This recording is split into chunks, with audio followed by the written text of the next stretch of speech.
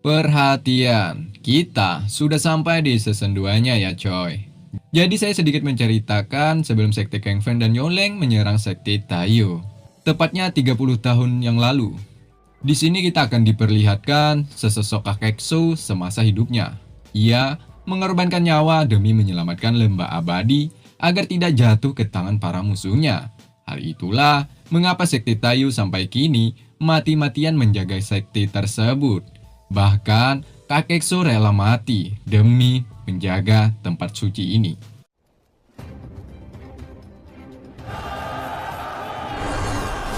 今日的仗就由你老哥一个人来打。老哥， Dan film pun dimulai. 张太爷、太岳门都交给你了。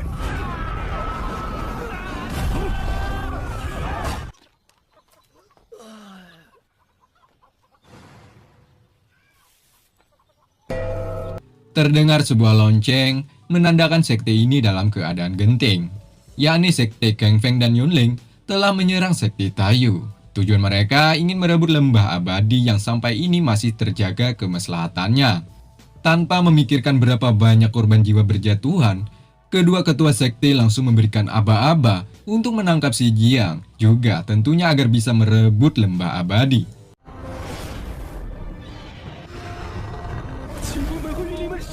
Sekte Tayo tak tinggal diam, ada Tetua Sun menggunakan teknik formasi pertahanan. Tetua Sun mencoba menahan serangan setiap musuh-musuhnya.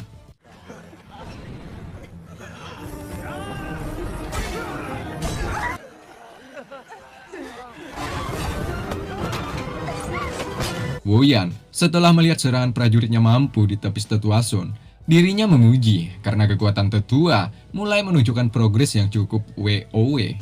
Setelah memuji, Wu Yan menganggap si Jiang telah mempermainkannya. Sebab resep yang dijual si Jiang sebelumnya mengandung sebuah racun yang mengakibatkan penduduknya banyak mati. Perbuatannya itu tentu telah dianggap sebuah penghinaan bagi Sekte Kang Feng. Sehingga kedatangannya hari ini, yakni untuk menangkap juga membunuh si Jiang. Resep tersebut sebenarnya dibuat oleh Gauchu. Dirinya sungguh tidaklah percaya, mana mungkin dirinya meracuni, apalagi berniat sampai membunuh. Namun Wu Yan telah membawa jenazah sebagai buktinya bahwa orang tersebut telah mati setelah mencicipi resep yang mereka buat. Namun si Jiang tak sebodoh yang mereka kira. Mana mungkin resep yang mereka buat berdampak seperti itu. Si Jiang berpendapat bahwa Wu Yan telah menambahkan resep palsu di dalamnya agar sekte Tayo seperti menjadi paling bersalah. Begitupun dengan yang lain. Mereka menyuarakan aspirasi keadilan.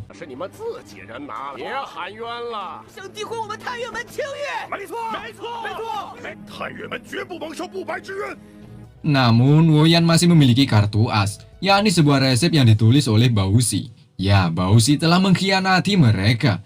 Tentunya hal itu membuat Yu juga Gauchu tak percaya akan hal ini. Ditambah lagi, Bausi bersumpah bahwa si Jianglah yang melakukan hal ini, sehingga mengakibatkan matinya seseorang setelah mencicipi resep yang dibuat oleh sekte Tayo. Hal tak disangka-sangka terjadi lagi. Ternyata setelah Bausi masuk ke dalam lembah abadi, ia telah memasukkan serangga lalu menghancurkan beberapa tempat di dalam sana.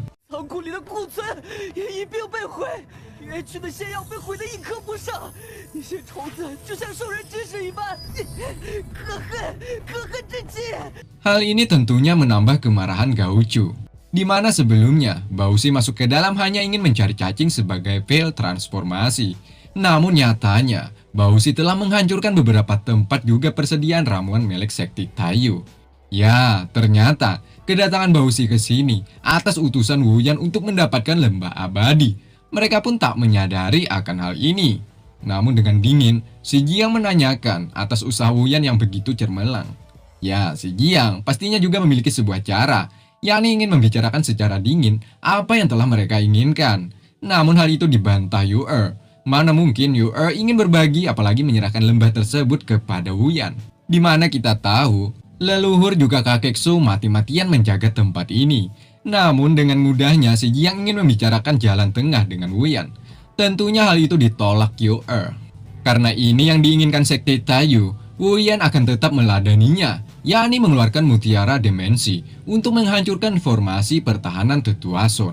破阵便能拦得住老夫？ 这些人休想闯入我护宗大阵！ Mutiara dimensi yakni sebuah kekuatan ataupun sebuah harta karun berharga bagi mereka. Setiap sekti memiliki kekuatan ataupun tempat astral masing-masing. Begitupun dengan sekti Taiyu, harta karun mereka ialah lembah abadi. Ya, kekuatan sekte Kang Feng yakni pedang Longyin. Digadang-gadang, kekuatan tersebut mampu membelah laut juga gunung. Tanpa banyak basa-basi lagi, Wu Yan langsung melepaskan serangan pertamanya ke arah mereka. 无以呀！说你们这个破阵，有幸龙吟，老夫已能启动3星。 Nah, saat itulah tiba-tiba si Jiang telah masuk ke alam gaib. 这种感觉，这是 Setelah merasakan aura ini, si Jiang dengan mudah menangkap pedang Longyin tersebut.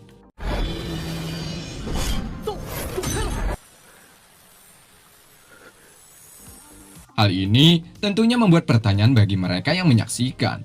Bagaimana mungkin pedang Longyin yang memiliki kekuatan super dengan mudah ditangkap oleh si Jiang? Semuanya tak percaya. Begitupun dengan si Jiang, dirinya juga tak percaya. Kenapa pedang yang awalnya menyerang tiba-tiba sudah berada di tangannya. 怎么到我手上了？这件 Namun si Jiang masih bersifat bijaksana. Karena olah dirinya seperti ini, takutnya dikira menentang mereka, ia pun mencoba mengembalikan pedang tersebut kepada Wu Yan. Namun, pedang tersebut seperti bumerang, lagi-lagi kembali jatuh ke tangannya.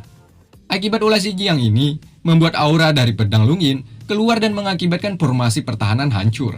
汉月门的护宗大阵已破。 Nah, kejadian ini dijadikan kesempatan bagi Wu Yan memerintahkan bawahannya untuk menyerang mereka lagi. 我孙烈没来做你的对手，也敢上来动手？没不明的水。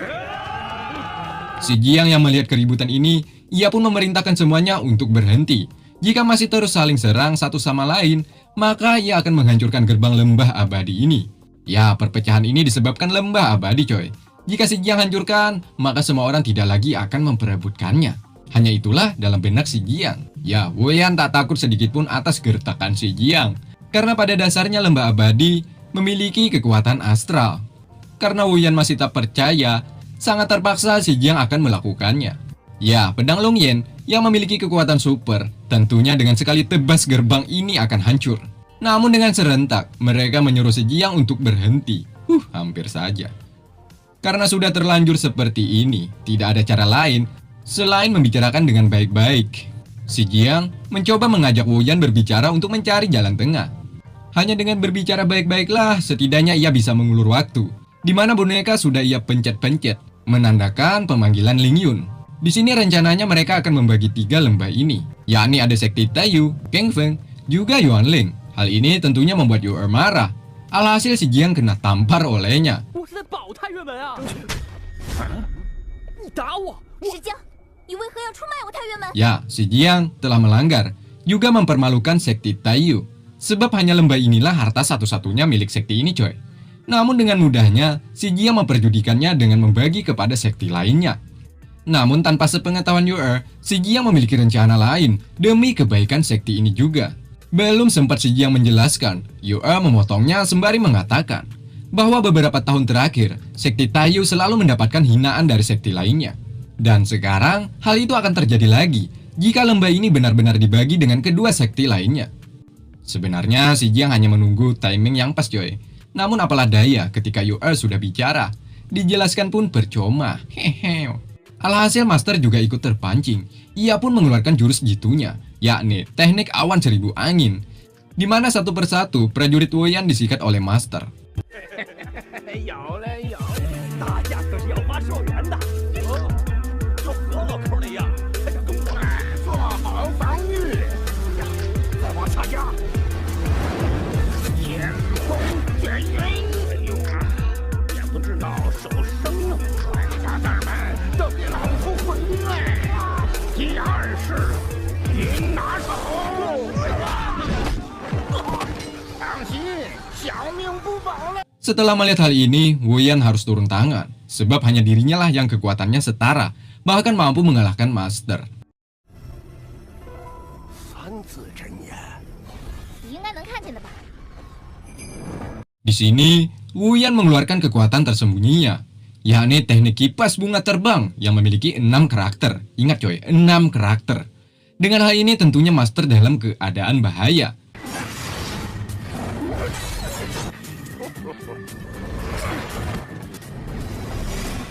终于，这下实在麻烦了。 上无焰背后有六个字， Setelah beberapa kali melakukan pelarian, Master terjebak ke dalam sebuah formasi penyegelan. Meski begitu, Master masih bisa menghindari setiap serangan yang dilepaskan oleh Wu Yan.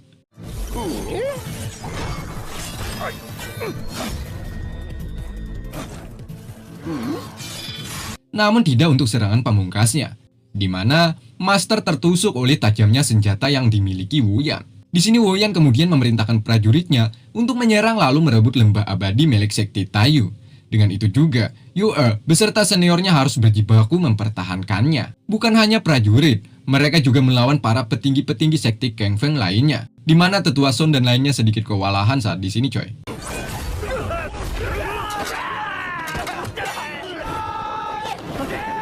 Di sisi lain ada ketua sekte Yunleng.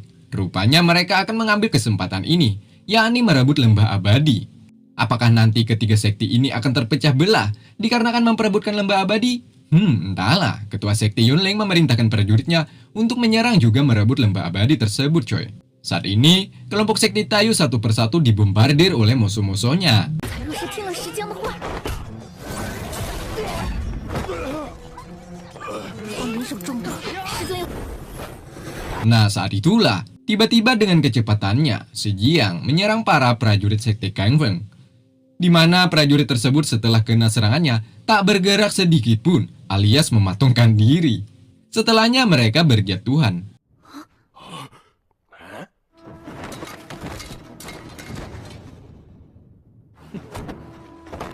Bukan itu saja, Si Jiang juga menentang siapapun yang ada di sini. Ketua sekte Yunleng dan Ziyu terkagum setelah melihat bakat Si Jiang. Meski begitu, ketua tidak ada takut sedikit pun. Dirinya berniat akan menyerangnya. Sedikit info coy, Ziyu adalah putri dari sekte Yuanling.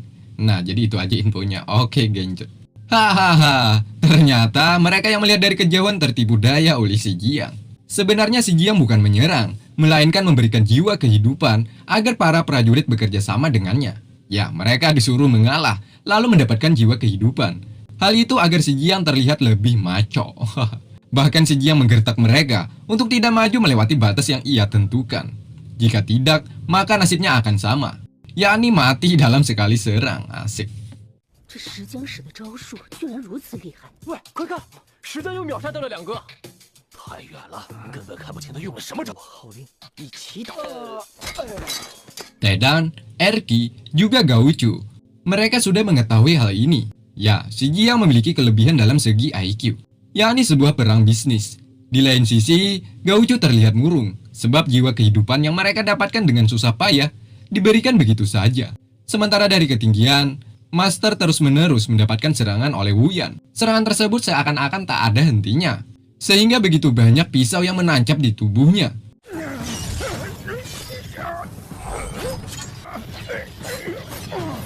Sementara Lucy, ketua sekte Yuanling, datang ke hadapan Si Jiang. Ya, kedatangannya untuk mengetahui seberapa kuatkah Si Jiang ini. Si Jiang pun bingung bagaimana caranya mengalahkan ketua Lucy. Sementara Si Jiang sudah ratusan kali memencet boneka tersebut. Namun Leng Yun tak kunjung datang juga. Aduh, cepat. 旅长们别心急啊，我这绝招需要点时间吞气。他闪开了，这招好像还挺唬人的。看我石江超级秘技！ Karena melihat tingkah laku Si Jiang yang begitu konyol ini, membuat Lucy tak sabar lagi menunggu. Ia pun langsung menyerangnya, dan scene pun berpindah. Kembali ke atas, ada master yang sudah tak berdaya lagi menghadapi Wu Yan. Di sini, Wu Yan hanya tahu tentang rencana A dengan sekte Yuanling, yakni merebut lembah abadi, lalu hasilnya bagi dua. Wu Yan yakin Si Jiang akan menuruti perintah mereka. Master mencoba memberikan perlawanan dengan mengatakan Si Jiang bukan seperti orang yang mereka pikirkan. Si Jiang memiliki pendirian yang kuat dan tidak pernah terhasut akan semuanya. Ya benar, Lucy bukan menyerang, melainkan memberikan sebuah syarat agar si Jiang menandatangani kontrak perjanjian. Jika si Jiang menerima, maka perbuatan si Jiang, yakni meracuni lalu melakukan pembunuhan, akan diampuni. Disinilah Wu Yan juga datang.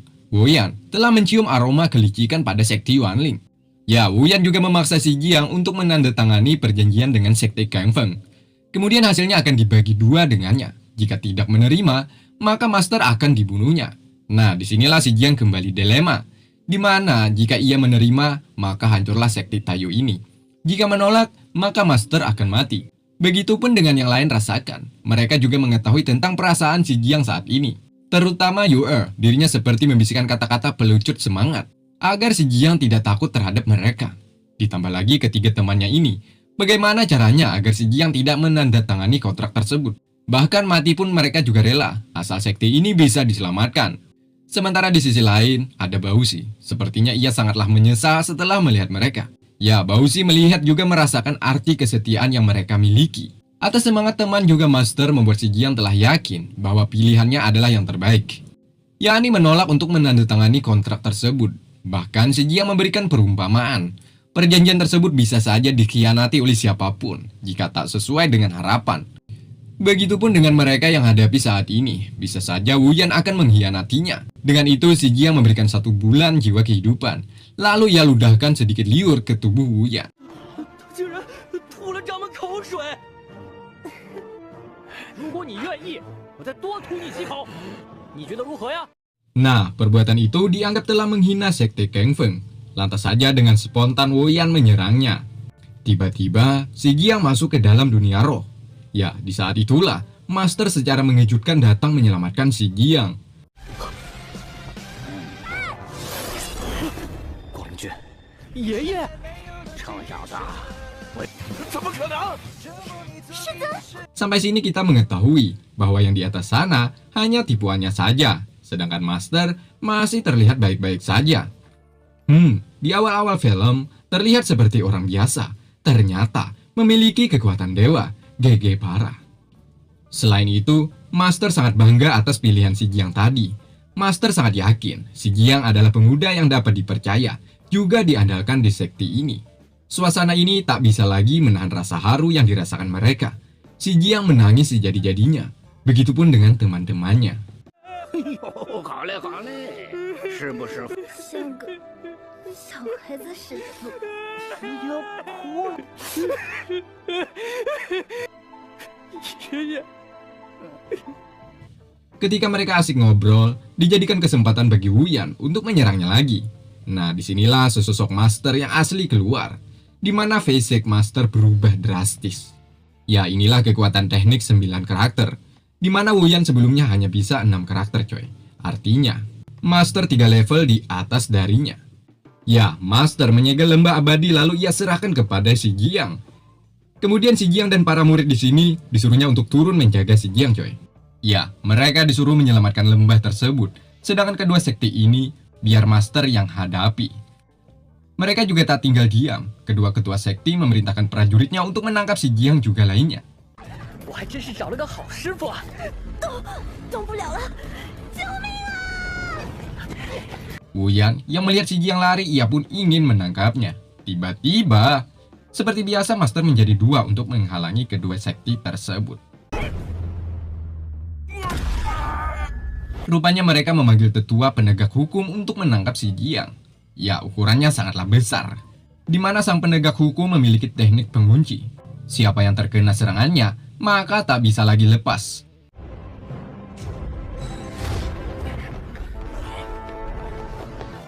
捉拿太岳门人犯，抓住！机命送一的人， Si Jiang memerintahkan mereka agar jangan lari lurus, tetapi lari secara zigzag. Dengan itu serangan penegak hukum bisa mereka lewati. 都 Z 字形跑！ 机命送太厉害了，师匠你快想想办法！ 别直冲，呈 Z 字形逃跑！ Sementara di atas, Lucy menyerang Master 1. Master 1 tidak bisa menyakiti wanita, sehingga ia hanya bertahan. 还说不定呢。老夫不想打。 何老克，你为何只手不？ Berbeda dengan Wuyan, ia malah mendapatkan serangan telak oleh Master 2. Di sini sesaat Master menyelamatkan si Jiang, tiba-tiba tapak prasasti keluar dari langit dan target penegak hukum ialah si Jiang, sebab si Jiang menyimpan lembah abadi. Di sini, si Jiang hampir saja tertangkap. Untung saja seniornya rela mengorbankan nyawa mereka. Di sini mereka saling mengoper lembah abadi, coy. Namun sial, tetua Son juga Yu-Er terkena serangan penegak hukum. Begitupun dengan lembah abadi, kini jatuh ke tangan si Otot. Bahkan nyawa mereka juga sudah terancam. Di sini, saat mereka hampir terkena serangan gabungan si Otot, tiba-tiba Ziyu datang menepis serangan yang dilancarkan mereka.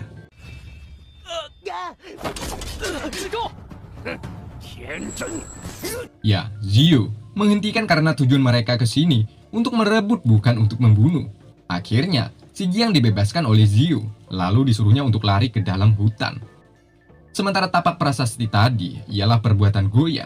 Goya juga memiliki kekuatan yang begitu luar biasa, sehingga Master mampu ia serang.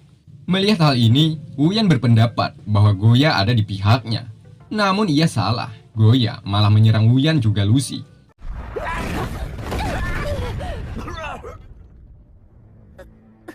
Ya, Goya tidak peduli apa itu lembah abadi.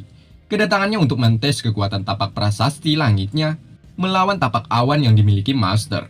Alhasil, mereka pun kembali bertarung untuk menentukan siapa yang paling kuat. Sebelumnya, Master terkena serangannya akibat ia membelah diri menjadi 3. Alhasil, kekuatan maksimum tidaklah terkumpul. Kini, ia pun kembali menyatukan tubuhnya menjadi 1 dan bersiap melangsungkan pertarungan. Goya hanya ingin mentes seberapa kuat si Master ini. Goya hanya memberikan 3 kali kesempatan bagi Master untuk menahan serangan tapak prasastinya. Jika dalam 3 kali mampu bertahan, maka Goya akan mengakui kekalahannya. Pertama, dengan mudah menangkap serangan Goya. Kedua, Goya melepaskan tapak prasasti 10.000 kesengsaraan. Di sini, hampir saja Master tidak bisa mengontrol serangan itu. Untung saja, dengan keuletan, Master mampu melepaskan, bahkan dampak selepas itu mengakibatkan prajurit berjatuhan. Amazing. 不冒全用寿元给你补回来。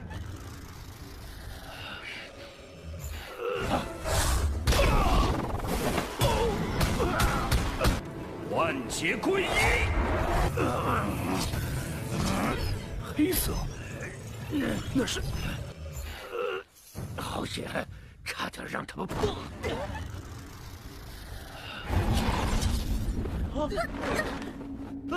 Dan terakhir, yakni yang ketiga, Goya melepaskan tapak prasasti penutup awan juga lautan. Dan terjadilah... untung saja dengan cepat Master menghindar. Ia pun kembali ke wujud asal. Di sini Master merendah serendah-rendahnya, mengatakan bahwa Goya memang pantas menjadi ketua sekti terkuat di negeri ini. Sementara di sudut lain, ada si Otot marah kepada Ziyu atas ulahnya ini, sehingga si Jiang bisa lolos dan lari. Dengan itu, ia pun akan berencana untuk membunuh Yu-Er. Untungnya Yu-Er menggigit tangan, lalu merebut kemudian menelan lembah abadi tersebut. Di sini Yu-Er mengucapkan kalimat yang membuat Ziyu terharu, yakni jangan pernah meremehkan seorang wanita. Rupanya sejak kecil mereka sudah berteman, coy. Namun dikarenakan Yu-Er dipandang sebelah mata, Lucy tidak mengizinkan putrinya untuk berteman dengan Yu-Er. Selain itu, Zhongming sudah menjadi pria favorit di negeri ini. Sehingga semua orang tua menyarankan agar kelak menikah dengan putra dari keluarga Zhou tersebut. Berbeda dengan Yu-Er, ia tidak tertarik sedikit pun. Ya, begitupun dengan Ziyu, ia juga tidak ada rasa cinta. Namun ibunya lah yang memaksa akan hal ini. Kembali ke cerita. Di sini Ziyu hatinya tergerak, lalu menyerang si Otot. Sementara si Jiang dan lainnya berhasil lari ke hutan. Sedikit info, mereka membawa lembah abadi yang asli. Sementara ditelan Yu-Er tadi yang palsu, coy. Di sini, Tedan tak bisa berbuat apa-apa lagi. Dirinya lemah akibat terkena serangan musuhnya. Pada akhirnya, Tedan tak bisa diselamatkan lagi, coy. Namun sebelum mati, Tedan mengatakan bahwa dirinya sangatlah bahagia setelah mengenal si Jiang. Bisa mendaki Bukit Tongtian, memenangkan ujian peri, bergabung dengan sekti Tayu, dan terakhir menyelamatkan lembah abadi dari serangan para musuh. Disinilah tiba-tiba datang Ling Yun. Setelah mengatakan alasannya, Mengapa baru saja datang ke hadapan si Jiang, ia pun langsung menghidupkan kembali Tedan. 命算是保住了。 Kemudian Gaucho menceritakan apa yang telah terjadi sebelumnya. Gaucho menceritakan Bausi, si pengkhianat juga orang-orang sekti Taiyu yang tertangkap. Kini hanya mereka berempat yang bisa selamat dan keluar dari tempat itu, coy. Mereka pun meminta Ling Yun agar membantu, namun hal itu tak semudah membalikan telapak tangan. Di negeri ini jika tidak ada bukti, Ling Yun tidak bisa menolong. Akhirnya, Ling Yun mengambil sampel yakni pedang milik Wuyan. Kelak akan dikembalikan lagi kepada si Jiang. Sesaat Ling Yun ingin pergi, disitulah si Jiang akan mengatakan rahasia besar kepadanya. Yakni si Jiang adalah Lord Guangling. Mendengar itu membuat Ling Yun teringat kembali pelajaran gurunya. Bahwa keinginan seseorang atau Lord bisa disebut dengan Lord Guangling. Hal itu sama seperti yang diucapkan oleh si Jiang tadi. Sampai sini, Ling Yun masih belum mengetahui bahwa si Jiang benar-benar Lord Guangling. Sekarang, si Jiang saat ini membutuhkan 2 orang lagi agar bisa menjalankan sebuah rencana. Kebetulan sekali, Bausi secara tiba-tiba datang ke tempat ini. Sepertinya dari awal ia mengikuti si Jiang dan lainnya. Di lain tempat ada Zhongming yang berhasil melakukan teknik terbarunya, yakni teknik api langit dan matahari.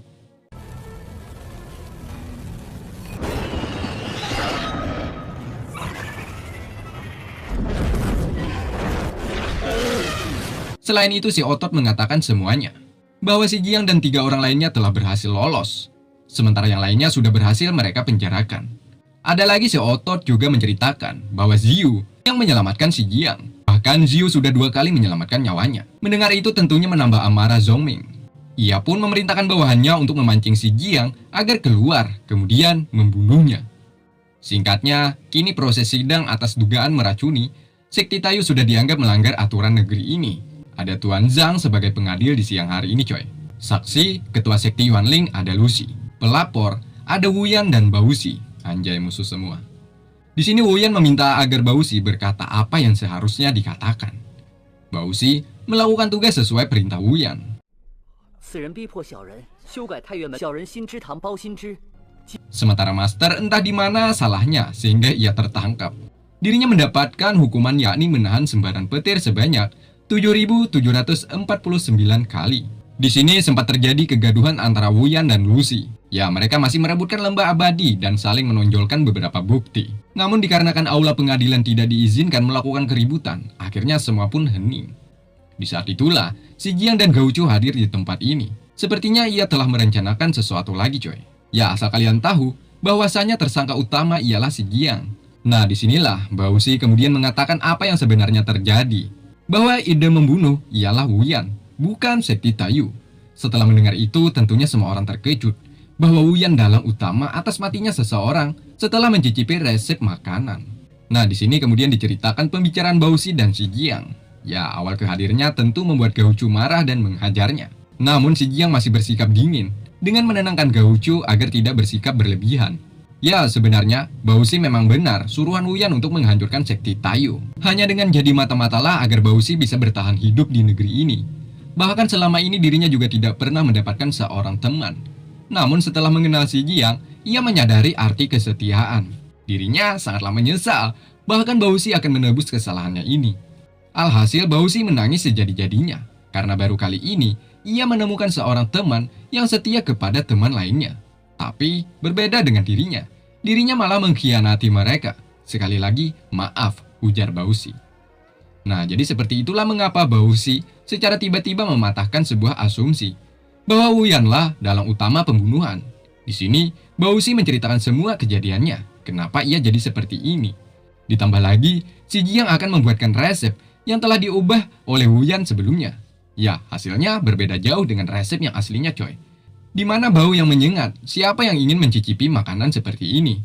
Artinya, tidak masuk akal jenazah sebelumnya mati akibat memakan udang. Sedangkan makanannya saja bau. Kemungkinan besar ada unsur paksaan dari pihak Wuyan. Saat itulah, tiba-tiba, Wuyan malah menelan udang tersebut. Wuyan, setelah memakan udang hasil resep palsu, dirinya terlihat baik-baik saja, alias tidak menimbulkan efek samping seperti yang diceritakan oleh Wuyan sebelumnya. Artinya, Wu Yan hanya membuat karangan palsu atas tudingan penduduknya mati setelah memakan udang. Nyatanya, dirinya tidak mengalami apapun. Atas hal ini, Wu Yan sudah masuk ke dalam permainan Xi Jiang. Xi Jiang mengatakan bahwa dirinya dan sekte Taiyu tidak bersalah. Atas matinya penduduk sekte Kang Feng hanyalah akal-akalan Wu Yan saja. Bisa jadi orang tersebut dibunuh secara langsung olehnya. Melihat hal ini, Lucy angkat bicara. Karena tidak ada aturan bagi tersangka ikut campur dalam urusan ini. Artinya, Xi Jiang tidak diperbolehkan membela diri. Dikarenakan semuanya sudah lengkap, ada saksi juga pelapor. Tujuan Lucy saat ini hanya ingin mendapatkan lembah abadi. 执法司的公审，现名罪人哪里有权干涉？太原门要无罪释放。 Sang pengadil pun terhasut akan kata-kata Lucy. Lalu ia mengatakan bahwa Xi Jiang sudah lancang karena ikut andil dalam sidang ini. Pengadil juga mengancam Xi Jiang agar menyerahkan lembah abadi. Jika tidak, maka dengan terpaksa sang pengadil akan menghukumnya juga master disembar petir secara bersamaan. Xi Jiang sudah muak akan ketidakadilan ini. Ia pun memencet boneka menandakan pemanggilan Ling Yun. 我就知道你们会耍赖。石江竟还凌云。 Setelah melihat kehadirannya, lantas saja membuat mereka terpana. Di lain sisi ada juga merasakan ketidakpercayaan atas hubungan Xi Jiang dengan murid Lord Guangling ini. Ling Yun juga merasakan aroma-aroma dramatis di dalam sidang ini. Hal itulah mengapa ia datang ke tempat ini, yakni dengan tujuan untuk mengungkapkan sebuah kebenaran. Ling Yun juga menganggap perbuatan sang pengadil sangat memalukan, di mana seharusnya sang pengadil harus bertindak seadil-adilnya. Namun nyatanya, ia berpihak berat sebelah. Ling Yun kemudian membawakan saksi, yakni seorang wanita tua. Ya, saksi tersebut ialah seseorang yang dianggap mati terkena racun resep udang. Sebenarnya wanita tua itu sudah mati coy, namun bisa dicuri oleh kelompok Xi Jiang. Dengan kehebatannya, Ling Yun menghidupkannya kembali, seperti yang ia telah lakukan kepada Tedan. Xi Jiang pun menyuruh wanita tua tersebut untuk berkata sejujurnya siapa yang telah membunuhnya. Tanpa mengulur-ngulur waktu lagi, wanita tua ini mengatakan bahwa Wu Yan lah yang telah membunuhnya. 什么？沙掌门是凶手？清风门掌门杀无厌。 Atas hal ini, tentunya Wu Yan membela bahwa tidak ada seorang pun yang dapat menghidupkan orang mati. Xi Jiang dianggapnya telah membawa saksi palsu yang mirip dengan korban sebelumnya. Semua orang tidak mengetahui bahwa Ling Yun memiliki kekuatan yang dapat menghidupkan orang mati kembali. Dalam artian, orang mati tersebut masih memiliki aura. Jika tidak ada memiliki aura di tubuh orang tersebut, maka Ling Yun tidak bisa menghidupkannya lagi coy. Saat itu, Ling Yun berhasil mengangkat racun pada tubuh wanita tua ini. Seperti itulah penjelasan Xi Jiang kepada sang pengadil coy. Dan racunnya itu telah dimasukkan lagi ke dalam resep udang yang sudah dimakan Wu Yan. Mendengar itu, Wu Yan pun spontan merasakan efeknya, yakni dirinya merasa sakit perut. 肚子好疼啊！石江，你好狠！ Xi Jiang kemudian memintanya untuk meminum penawar racun tersebut sebelum terlambat.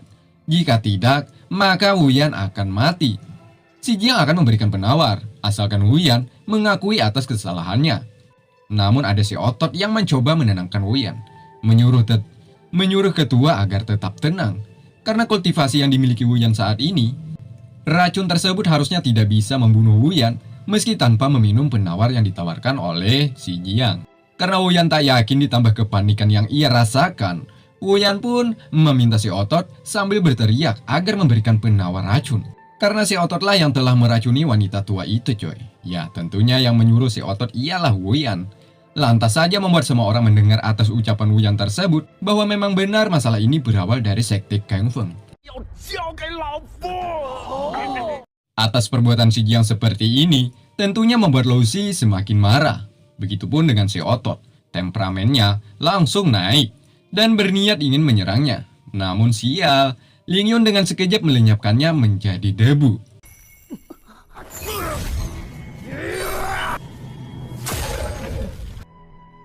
死不足惜。 Kemudian Ling Yun mendatangi sang pengadil, memintanya untuk bertindak adil. Ya, Ling Yun meminta si pengadil agar Wu Yan dihukum menurut aturan negeri ini, yakni mendapatkan sembaran petir. Alhasil, Ling Yun mendatangi Wu Yan untuk mengakui perbuatannya, juga menerima hukuman sang pengadil. Ya, Wu Yan kemudian memohon ampun atas perbuatannya selama ini. Ditambah lagi Wu Yan meminta penawar racun yang telah masuk ke dalam tubuhnya. Dan untuk yang kesekian kalinya, Wu Yan telah tertipu akan permainan si Jiang. Sebenarnya ia hanya menggertak Wu Yan saja, bukan racun pembunuh yang disantap Wu Yan sebelumnya coy. Melainkan hanyalah racun yang dapat membuat seseorang langsung diare. Dan di sini kita juga telah melihat bahwa wanita tua tersebut ternyata adalah Gauchu yang sebelumnya menggunakan teknik transformasi. Oke coy, jadi begini, yang diceritakan di awal tadi hanyalah permainan si Jiang. Selain itu, Ling Yun sebenarnya memang benar bisa menghidupkan orang mati, asalkan auranya masih ada di dalam diri mayat tersebut. Kembali ke cerita, di saat Ling Yun ingin membawa Wu Yan agar mendapatkan hukuman sembaran petir, disinilah jiwa asli si Jiang keluar. Ia menganggap hukuman tersebut tidak pantas diberikan kepada Wu Yan, sebab si Jiang terlahir bukan untuk menyakiti, apalagi sampai membunuh. Sebagai pemuda bijaksana, si Jiang menyarankan agar Wu Yan dijadikan sebagai pemberi divisi pengobatan Sekti Tayu. Awalnya Wu Yan menolak, sebab hal ini dianggap pemerasan baginya. Mana mungkin ia akan memberikan divisi pengobatan kepada Sekti Tayu. Nah, akibat menolak, akhirnya Ling Yun pun harus membawanya keluar agar dihukum mendapatkan sembaran petir. Pikir-pikir daripada mati, akhirnya Wu Yan pun dengan sangat terpaksa menuruti permintaan si Jiang sebelumnya, yakni memberikan divisi pengobatan. Pada akhirnya, dengan keadaan sakit perut, Wu Yan pun menandatangani kontrak perjanjian dengan si Jiang, bahwa ia menyetujui untuk memberikan divisi pengobatan untuk Sekti Tayu. 哎，对了，单掌门，把你上次写新药谷的契约拿给我抄抄呗。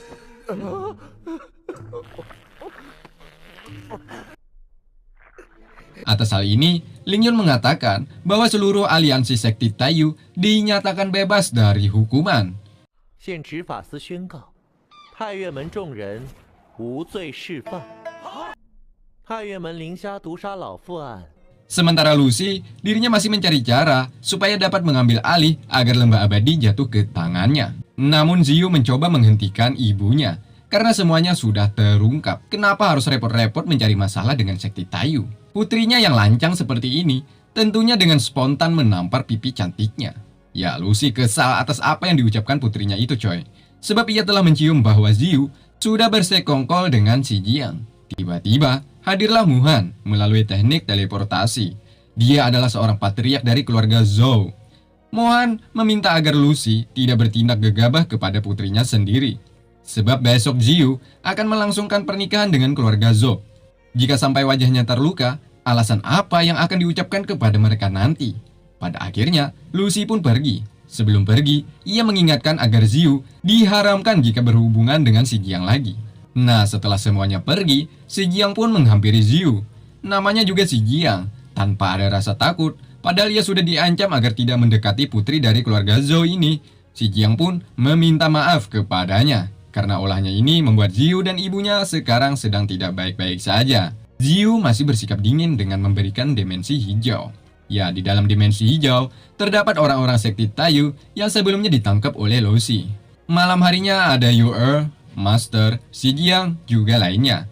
Mereka telah berhasil keluar dari dimensi hijau. Di sini mereka mengucapkan rasa syukur atas selamatnya lembah abadi dari gempuran sekti lainnya. Di sini mereka juga mengucapkan terima kasih atas bantuan kakek Su secara astral.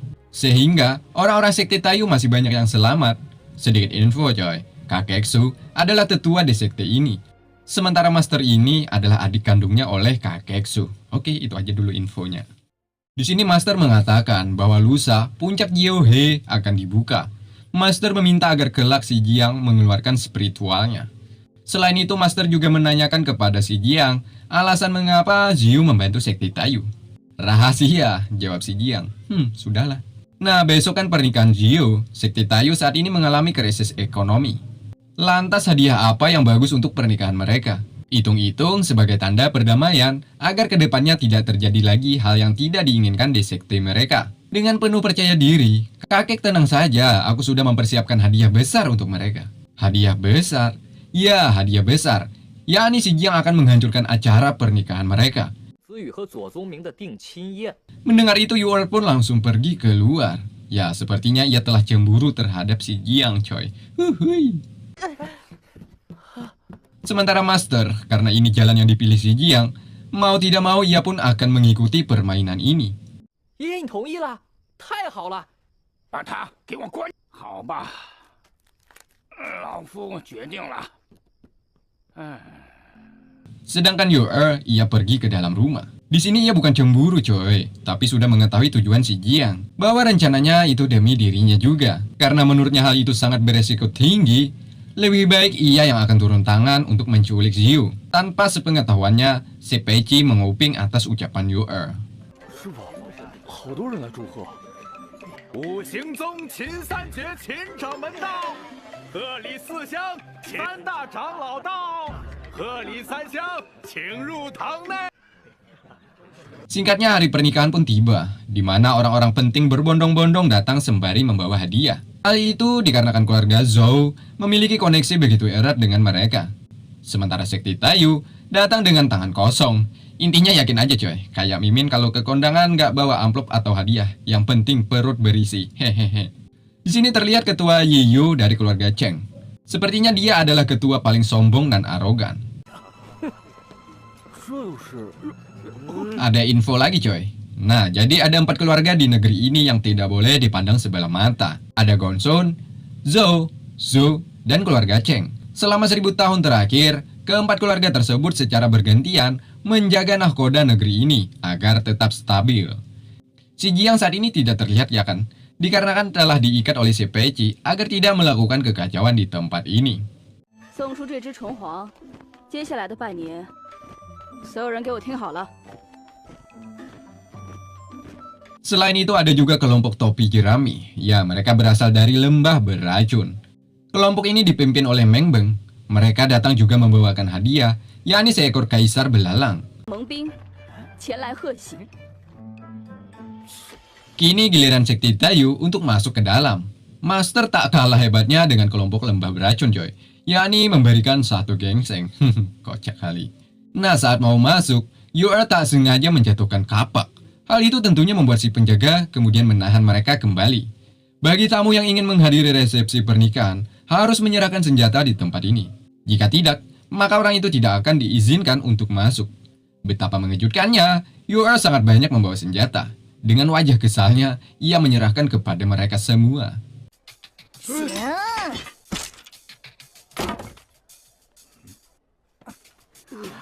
这下行了吧？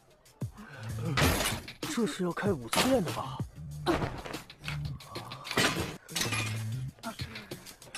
Di lain tempat, ada Zhongyu memberikan surprise kepada calon kakak iparnya, yakni Zio. Zhongyu memberikan hadiah perjamuan sebuah pilar emas yang berdiri tegak di tengah-tengah lapangan. Hal itu mempunyai arti tersendiri, yakni keluarga Zhou telah menjadi andalan di negeri ini selama beberapa generasi terakhir. Dengan wajah sedihnya, Zio pun langsung menutup pintunya, menandakan bahwa hari ini adalah hari paling sedih selama hidupnya. Di dalam ada kakek Zhou, berterima kasih kepada mereka yang telah hadir ke acara ini. Sementara mereka yang datang sama-sama mengucapkan doa agar keluarga Zhou dan Zhou bahagia untuk selama-lamanya. Karena keluarga Zhou memiliki kekayaan yang sangat fantastis, setiap yang hadir di sini mendapatkan 1 bulan jiwa kehidupan. 这是太岳门的坐席。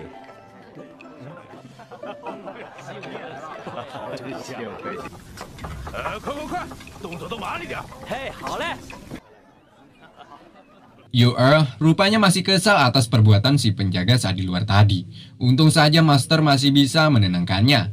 Nah, di saat itulah tiba-tiba Zhongming keluar dari sarangnya. Dirinya juga berterima kasih atas kehadiran mereka yang telah hadir. Kakek Zhou terkejut setelah mendapatkan berita dari penjaga tempat ini. Mereka menemukan Anzi. Anzi adalah tulang jari kelingking yang telah diasapi dengan kayu hitam. Ya, itu adalah simbol dari suku iblis. Sepertinya ada rencana yang tak terduga saat di pernikahan nanti coy. Kembali ke acara, Zhongming dengan percaya diri mengatakan hari ini adalah hari bahagia baginya juga Ziyu. Sebab mereka berdua sejak kecil sudah saling mencintai. Bohong.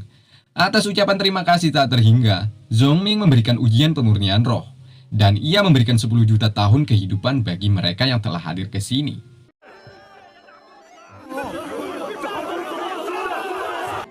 每人10年寿元。 Lucy yang melihat kedermawanan keluarga Zhou, tentunya ia sangat kagum akan hal ini. Ia sangat berterima kasih atas acara yang begitu megah ini untuk putra juga putri dari kedua keluarga. Kakek Zhou kemudian merendah serendah-rendahnya. Ini semua karena rasa syukur keluarga Zhou, yakni Zhongming mendapatkan wanita seperti Ziyu. Sebab di negeri ini hanya ada satu wanita sepertinya, yang memiliki bakat luar biasa, ditambah paras nan ayu. Huhui. Sementara orang lain sedang sibuk memperebutkan jiwa kehidupan yang dibagikan oleh Zhongming, di situ Yiyu menghancurkan meja, juga memasang wajah garangnya. Di saat itulah, Ziyu datang dengan penampilan berbeda. Ya, Ziyu terlihat begitu cantik, ditambah lagi dengan taburan bunga sakura yang berjatuhan.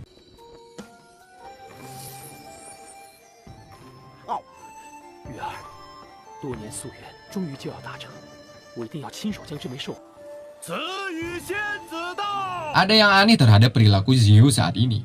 Dirinya lebih genit dibandingkan Ziyu yang Zhongming kenal sebelumnya. Beberapa kali Ziyu menyebut nama Kakak Zhongming, Kakak Zhongming, Kakak Zhongming.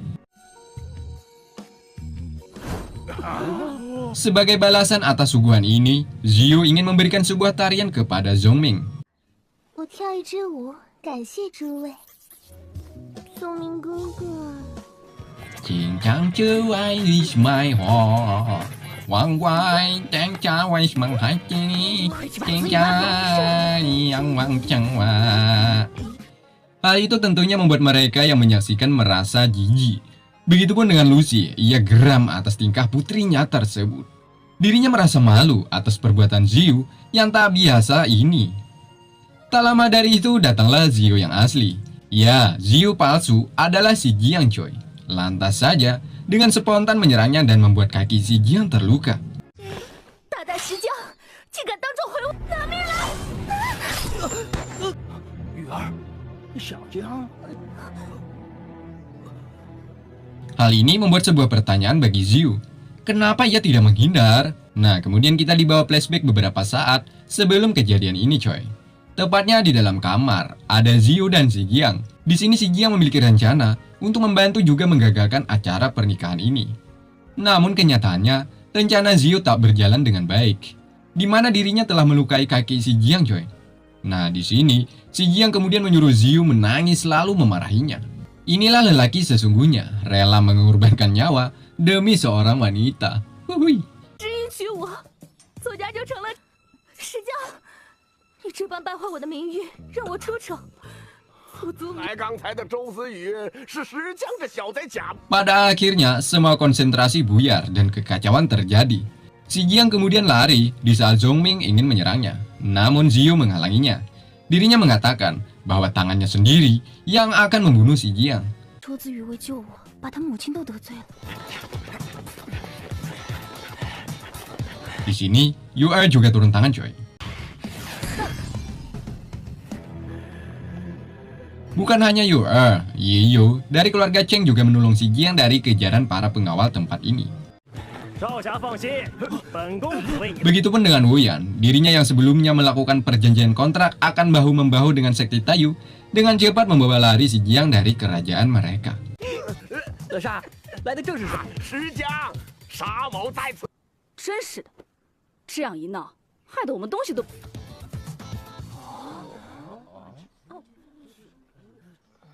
不要脸了，都给我闪开！ Kakek Zhou setelah melihat acara ini hancur berantakan, ia pun tak kuasa untuk menahan. Dirinya hampir saja pingsan. Bahkan ia sangat marah kepada Lucy, sembari mengatakan, karena perbuatan tadi sangat memalukan, keluarga Zhou memutuskan membatalkan pertunangan dengan keluarga Zhou dari sekte Yuanling. 故意捣乱，可不能因…… 周家退婚，但怎奈名誉已死。 Bahkan kakek bersumpah, mulai hari ini tidak ada lagi hubungan dengan keluarga Zhou. Sementara si bikin onar, yakni si Jiang, akan mendapatkan hukuman darinya. Sedangkan Yu-er ditarik-tarik oleh si Peci karena ingin menyelamatkan si Jiang. Si Peci menenangkannya agar tidak terlalu ambisius, sebab si Jiang sudah bersama Wuyan, tentunya dirinya lebih aman dari sebelumnya. Sedangkan Ziyu masih terbayang atas ucapan si Jiang. Berkatnya pernikahannya dengan pria yang tidak dicintai akhirnya batal juga. Sekali lagi, Thank you si Jiang. Wah. 石江，谢谢你。 Sementara di tempat lain, yakni di tempat di mana pemurnian roh akan berlangsung, Ling Yun masih mencemaskan keadaan si Jiang. 诸位，是否有人看见石江石？ Sedangkan Zhong Yu yang belum mengetahui keadaan di istana Zhou, ia sangat percaya diri bahwa si Jiang tidak akan berani datang ke sini untuk mengikuti ujian pemurnian roh. 石江那个缩头乌龟， Tak lama dari itu, datanglah Meng Ren. Ya, dia adalah adiknya dari Meng Beng. Dirinya mengatakan kepada semuanya bahwa si Jiang telah menari juga mengacaukan pernikahan Zhong Ming. Zhong Yu setelah mendengar hal itu tentunya terkejut. Ia pun berencana akan memenggal bagian tubuh si Jiang jika bertemu. Ditambah lagi murid dari sekte Kang Feng yang juga menanam rasa dendam terhadap si Jiang. Nah, tiba-tiba datanglah si Jiang bersama Wu Yan. Semua murid Wu Yan terkejut atas kedatangan mereka berdua. Ya, kenapa bisa Wu Yan bisa sedekat itu dengan si Jiang? Sudahlah. Wu Yan hanya memasang wajah jengkelnya atas pertanyaan itu. 哎呀，在下万毒谷蒙人。 Pada akhirnya suasana kembali tegang. Namun, di saat ketegangan, Ling Yun memperlihatkan mutiara dimensi puncak Jiahe. Kemudian Ling Yun menjelaskan aturan bagi mereka peserta yang ingin memadatkan roh.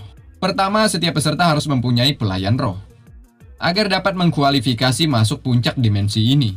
Ya, maksud pelayan roh ialah roh virtual yang ada pada dalam diri seseorang, di mana roh virtual si Jiang telah menjadi bumerang baginya, coy. Tentunya hal ini membuatnya sedikit panik. Untuk membangkitkan roh tentunya menggunakan alat bantu, yakni sebuah boneka. Ya, semua peserta pastinya tidak asing lagi dengan benda ini. Ling Yun pun langsung membagikan ke semua peserta, lalu menyuruh semuanya untuk meneteskan darah agar bisa memanggil roh virtual. 唤出自己的躯体，请诸位将血滴到草原。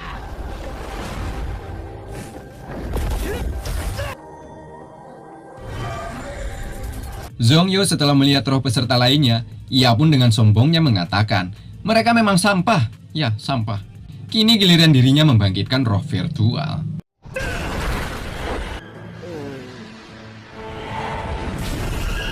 Wu Yan kemudian menyarankan muridnya jika ujian sudah dimulai, maka hindari Zhong Yu. Sebab jika sampai berhadapan dengan putra Zhou, maka tamatlah masa depan mereka.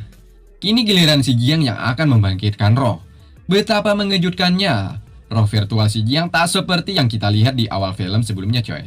Bentuknya terlihat lebih kecil dari sebelumnya. Hal ini karena si Jiang pernah merusaknya, alhasil seperti inilah adanya. Meski begitu, Ling Yun merasakan sangat dekat dengan roh virtual milik si Jiang. Namanya juga si Jiang gurumu Yun. Sebelum memulai, Ling Yun mengatakan lagi aturan kedua, yakni peserta harus bisa berkonsentrasi agar roh virtual tidak menjadi bumerang bagi si pemilik. Selain itu, mereka diharuskan untuk menjinakkan roh virtual. Jika tidak, maka orang itu dianggap telah gagal. Contohnya, seperti yang dilakukan Ling Yun terhadap si Jiang. Ia sengaja memutuskan tali konsentrasi kepadanya, sehingga terjadilah hal menakutkan bagi si Jiang, lucu bagi peserta lainnya, dan membosankan bagi Wu Yan. 下面重点来了，大家要记住，要想将虚灵练好， 凌云，不带你这么坑人的！ Untungnya, di sini ia berhasil menjinakkan rohnya, coy. Di saat itulah Master, UR dan lainnya juga datang untuk menyaksikan juga mendukung si Jiang. 早不来晚不来，偏偏 Akhirnya, ujian sesungguhnya pun dimulai. Ling Yun langsung memotong konsentrasi semua peserta. Dengan itu, mereka diwajibkan untuk menjinakkan roh virtual. Di sini, Ling Yun menyarankan agar si Jiang memperhatikan bagaimana cara peserta lain menjinakkan roh tersebut.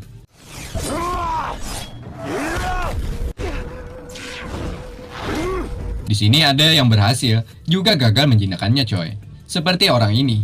Ia telah gagal. Untung saja, Ling Yun menyelamatkan nyawanya. Jika tidak, matilah orang ini. 合适的人作为对手，入风后必。 Sementara Zhong Yu terlihat dirinya sangat kesusahan menjinakkan roh virtualnya.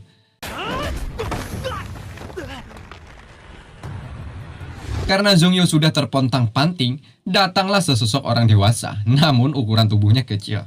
Ya, namanya Yin. Dirinya membantu Zhong Yu memecahkan masalah ini. Selain itu, ada juga pemuda tua berambut putih, namanya Jin. Menurut cerita Master, Waktu itu Jin dan Yin juga ikut serta saat perang dengan bangsa iblis.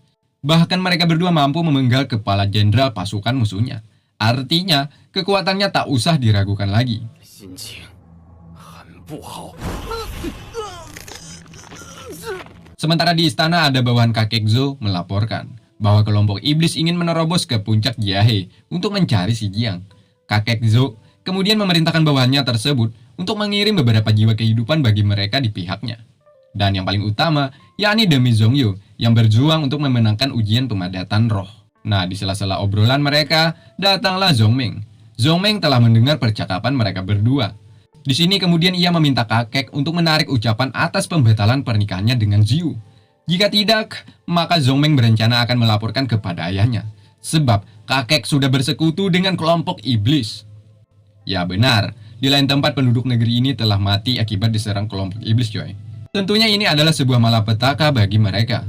Sebab iblis sudah berhasil masuk ke negeri ini setelah puluhan tahun hidup tentram dan bersahaja.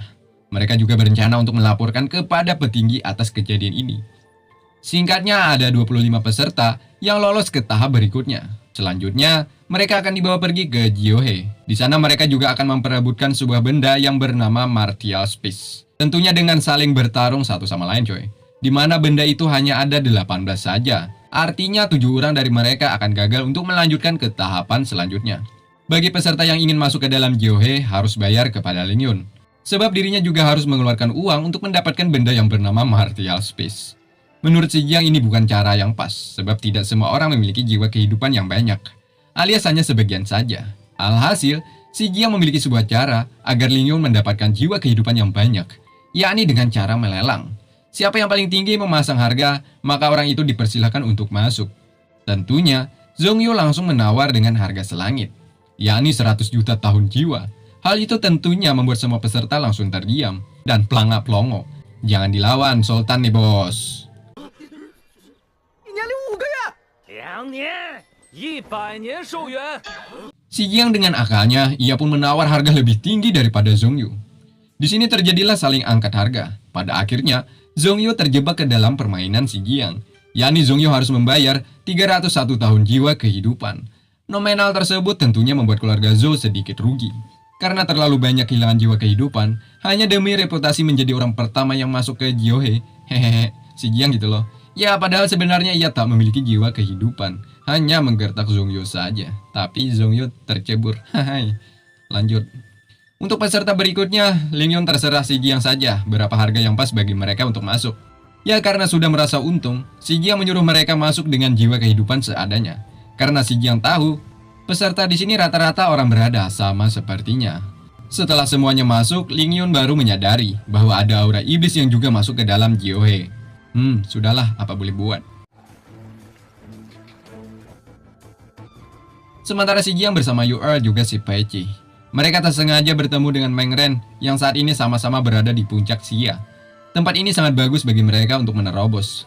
Selain itu, di dalam Martial Space ada juga 2 orang sedang memperebutkan benda ini, yang bertato dari kelompok topi jerami dan lawannya orang awam.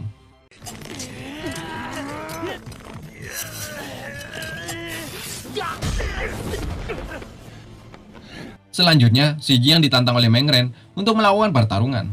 Belum apa-apa, si Jiang sudah digigitnya. Di mana kita tahu kelompok ini memiliki racun yang sangat ganas. Hal itu terjadi ketika Yu Er ingin menolong si Jiang. Untung saja si Peiqi langsung menyelamatkannya. Bukan Yu Er saja, ia juga berhasil masuk dan membawa pergi si Jiang. Malam harinya, akhirnya si Peiqi berhasil menemukan air untuk menyembuhkan luka bekas kena racun terhadap si Jiang. Di sini terlihat kesedihan Yu Er, sebab ia sudah sangat percaya si Jiang akan berhasil membangkitkan kembali sekte Taiyu. Siang harinya, akhirnya si Jiang pun terbangun. Tentunya membuat Yu Er sangatlah bahagia. Tak lama dari itu datanglah si Peiqi mengabarkan bahwa tak jauh dari tempat ini ada sebuah tempat yang bagus. Yu Er mencoba mencek tempat tersebut seorang diri. Nah, buruk.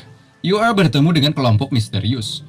Bahkan parahnya lagi, Yu Er terjebak dalam ilusi. Di mana saat itu ia bertemu dengan Master, si Jiang juga Kakeksu. Pada akhirnya, Yu Er kalah. Lalu dibawa mereka pergi entah kemana.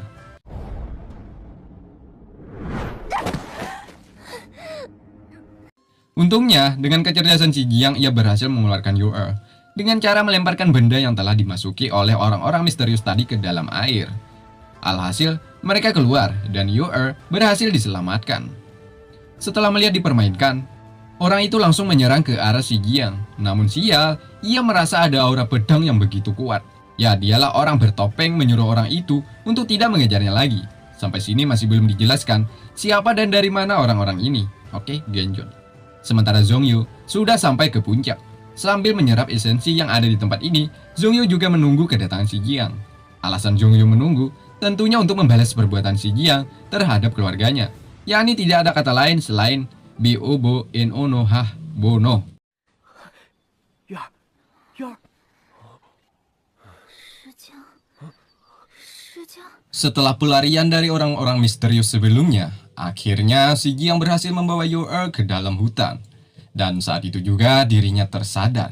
Ya, sebelumnya Yu-Er terkena ilusi dari sang lawan. Keadaannya saat ini masih belum stabil. Meski begitu, Yu-Er tetap memaksa mereka untuk memurnikan roh. Sebab waktu tersisa hanya beberapa hari lagi. 现在必须赶紧找到祝灵台， 你这么着急干嘛去啊？ 还不着急？下品祝灵也要吸够36个周天的元素才行。 月儿， Akhirnya mereka menemukan altar pemurnian. Di sini Yu-Er menyuruh si Jiang agar secepatnya menyerap esensi, agar dapat memurnikan roh dengan sempurna. Tak jauh dari mereka, terlihat beberapa orang telah terbantai. Perbuatan ini tidak lain tidak bukan, yakni olah dari wanita bertopeng. Ternyata, di balik topeng ini ialah Ziyu. Yang ia lakukan ini demi menjaga keselamatan si Jiang. Tentunya ini sebagai ucapan terima kasih atas balas budinya. Namun sayangnya, kekuatan jiwanya mulai menipis. Artinya, Ziyu hanya bisa pasrah dan menyerahkan semuanya kepada si Jiang. Alias Ziyu tidak bisa lagi secara maksimal untuk menjaganya.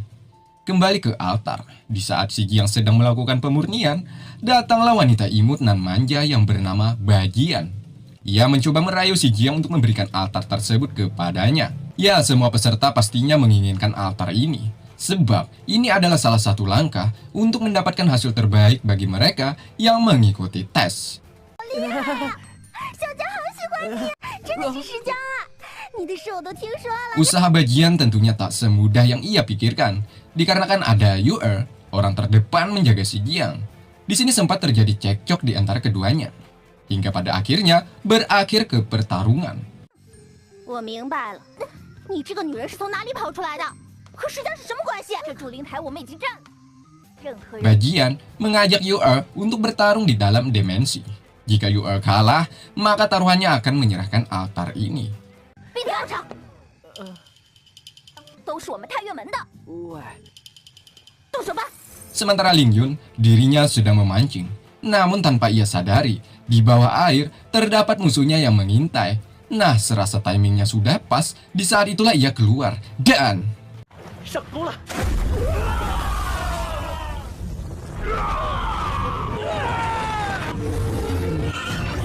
kembali ke pertarungan Yu-Er melawan Bajian. Bajian ini memiliki senjata yang hampir setara dengan senjata Lord Guanglin.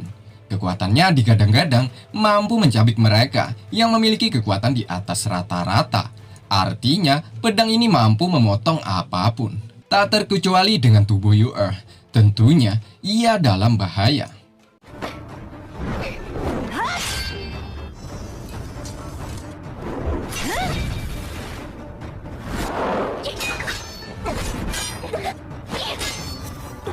Si Jiang merasakan Yu-Er dalam bahaya besar, ingin menolong, tapi proses pemurnian harus tetap ia lanjutkan. Jika ia gagal, maka pupuslah harapan Yu-Er yang menginginkan Sekti Tayu kembali ke jalur kejayaan. Tak lama dari itu, roh virtualnya memberikan esensi yang telah ia serap kepada si Jiang. 没有什么可以加速的办法吗？第一次努力， Disinilah si Jiang kemudian masuk ke dimensi lain. Ya, di sini ia mendapatkan jiwa kehidupan dan menemukan seseorang yang misterius.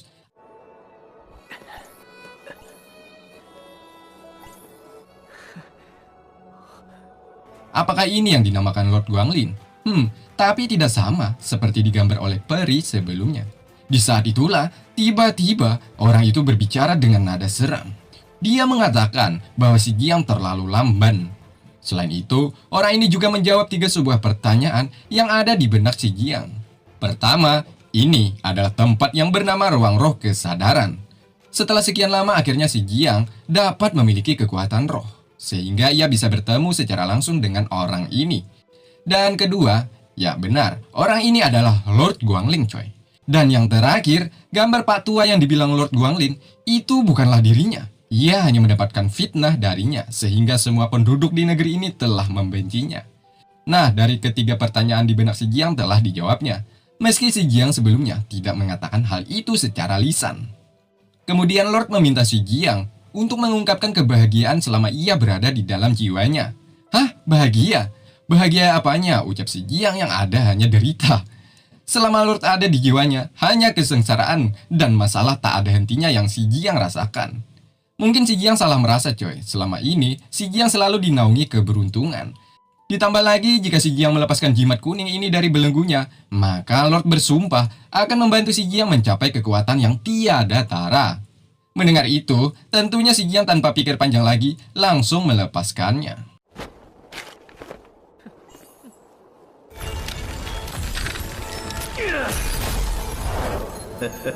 Ya, ini adalah salah satu alasan mengapa Lord ada di dalam jiwa si Jiang. Ia mendapatkan seseorang yang ingin berusaha dari nol hingga saat ini masih di nol. Canda coy. Ya, Lord menjadikan si Jiang sebagai perantaranya agar bisa lepas dari belenggu ini. Dan hari ini ia telah bebas berkat pemuda yang bernama si Jiang.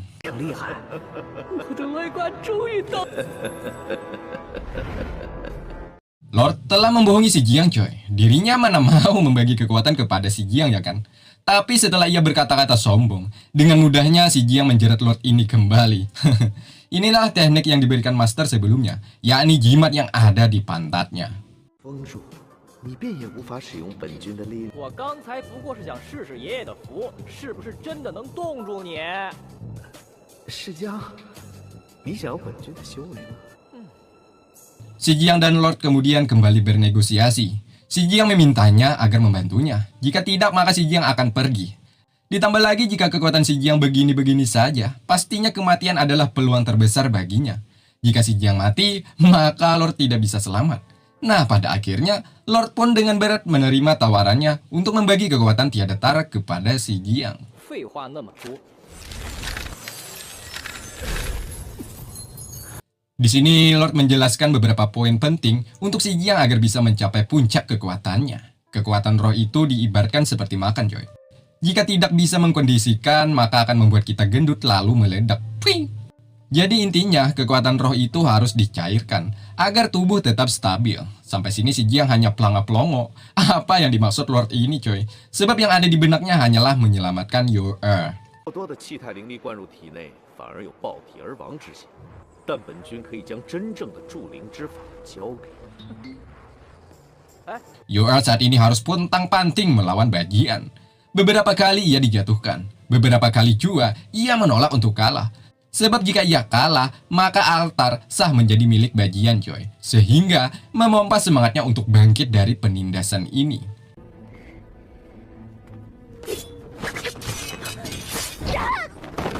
谁输谁赢还不一定呢。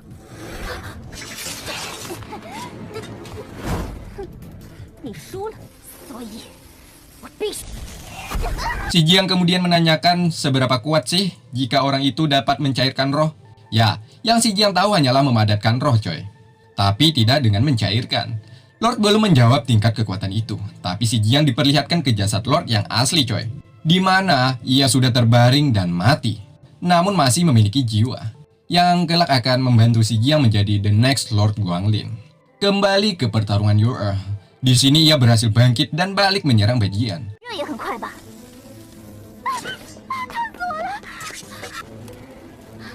？Sial, tiba-tiba datanglah salah satu teman Bajian coy. Di mana Youer langsung dihajarnya. 既然不在乎自己的胳膊，我就帮帮你喽。 Untung saja, Meng Beng juga datang. Kedatangannya bukan membantu Youer, tapi sama-sama ingin merebut altar ini. Untuk sementara, Youer masih bisa selamat dari kematian. 你竟然作弊！这本来你们1对1决斗夺住灵台，我们自然不。 Di sini Meng Ren ternyata jatuh hati kepada Yu sehingga ia tidak membunuhnya saat di sini. Begitupun dengan Peci, ia juga datang, kemudian meminta Meng Ren untuk membawa keluar Yu sementara kelompok ini biar si Peci yang hadapi. Huhui. 既然都进了空间珠，就别着急出。我挡住他们了，蒙少侠，带月儿先走。 Saat di sini kebodohan si Jiang semakin terlihat saja coy. Meski di dunia peri ataupun di dunia nyata si Jiang itu cerdas, tapi di dimensi ini jauh terbalik. Itulah hebatnya mengapa dimensi ini mampu membalikkan sesuatu yang tidak mungkin.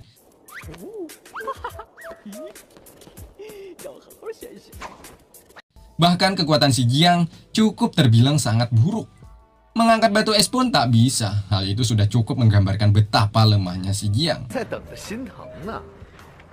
哇，你是心不心疼啊？ Meski begitu, Lord sangatlah tahu kekuatan si Jiang masih bisa diasah lagi, yakni dengan bantuan roh virtual yang dimilikinya. 不会想着选最小的战本君。纵使本君处于筑灵高阶时，也不说运气好、资质高，还能分成3个灵魂，为自己吸纳更多的元素，加速灵力出。你小子真有福气啊！ Kembali ke pertarungan. Peci, Meng Beng, juga Yor dalam bahaya besar. Sebab kelompok ini sudah mengaktifkan Arai Demon. Hal itu tentunya menjadi ancaman besar bagi mereka semua. 奇门斩魔阵。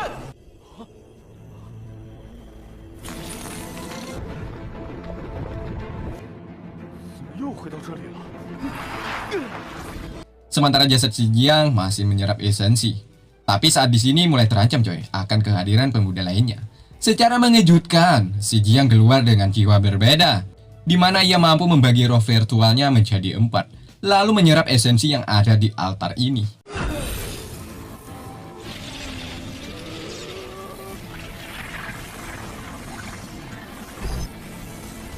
Kemudian berucap, "Siapa yang ingin membunuhku?" Hal itulah tentunya membuat mereka berdua langsung lari terbirit-birit. Nah, saat disinilah roh virtual si Jiang berbicara, layaknya seorang manusia. Ternyata coy, roh virtual si Jiang ini adalah Lord Guangling. Dan hari ini ia mengatakan itu semua. Setelah dijelaskan, akhirnya mereka ingin masuk ke dalam dimensi untuk menyelamatkan Yu. Jika dibiarkan terlalu lama, takutnya mereka akan mati di dalam. Sementara mereka sudah terjebak oleh trik yang dilakukan musuhnya, di mana Yu dan Meng Beng harus berjibaku dengan lumpur hidup.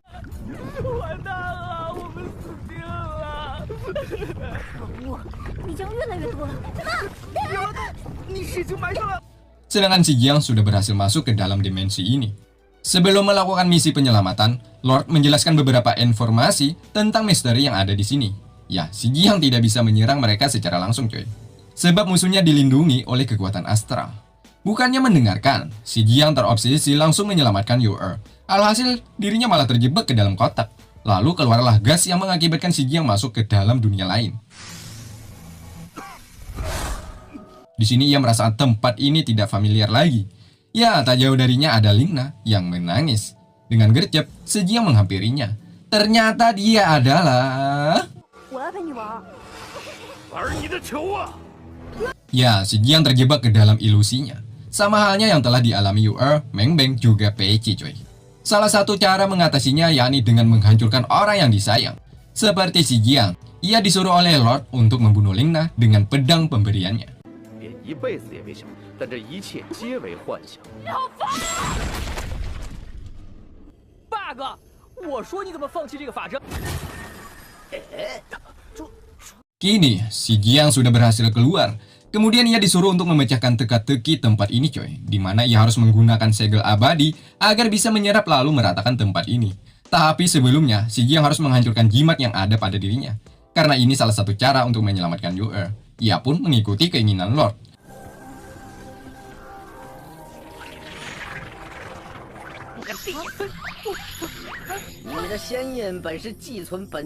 Pada akhirnya, si Jiang berhasil sedikit demi sedikit menghancurkan elemen yang dikendalikan oleh musuh-musuhnya.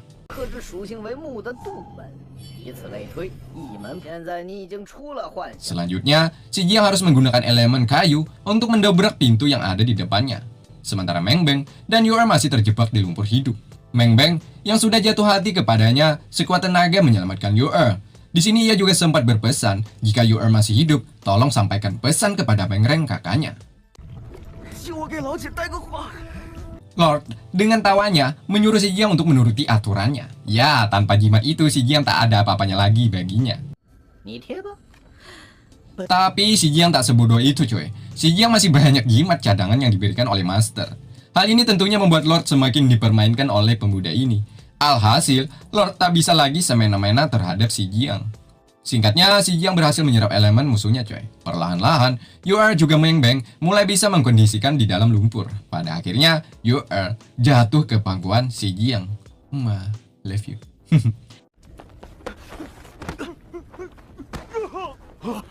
Dan tiba-tiba kelompok penjahat datang. Ia marah kepada Si Jiang karena telah menghancurkan formasinya. Mereka merasa curiga kenapa Si Jiang mampu menghancurkan formasi mereka coy. Sebab di negeri ini hanya Wu Yan dan Lord yang dapat melakukan hal itu.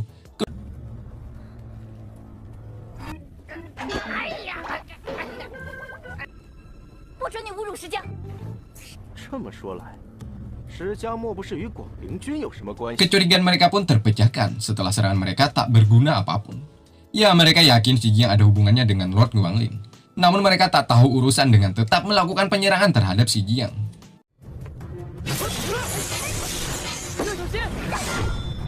和那个丧尽天良、恬不知耻的广陵君没有半。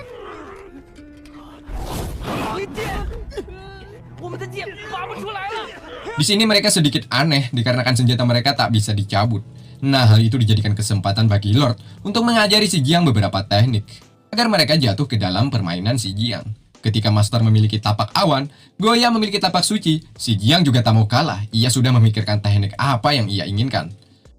用了这么久我的剑，还不知道真……本君帮你把灵力换了出来。 Lord mengabulkan hal itu. Si Jiang mendapatkan seperangkat alat game. Tentu hal ini bukan sekedar permainan coy. Game ini sudah dirancang untuk mengalahkan setiap lawan yang ia hadapi. Ditambah bantuan sang paduka Lord Maharaja Guanglin. Pastinya langkah menuju kejayaan akan terasa mudah. Tanpa panjang lebar lagi, semua lawannya masuk ke dalam permainan Si Jiang. 我身旁为何会有这种怪异之物？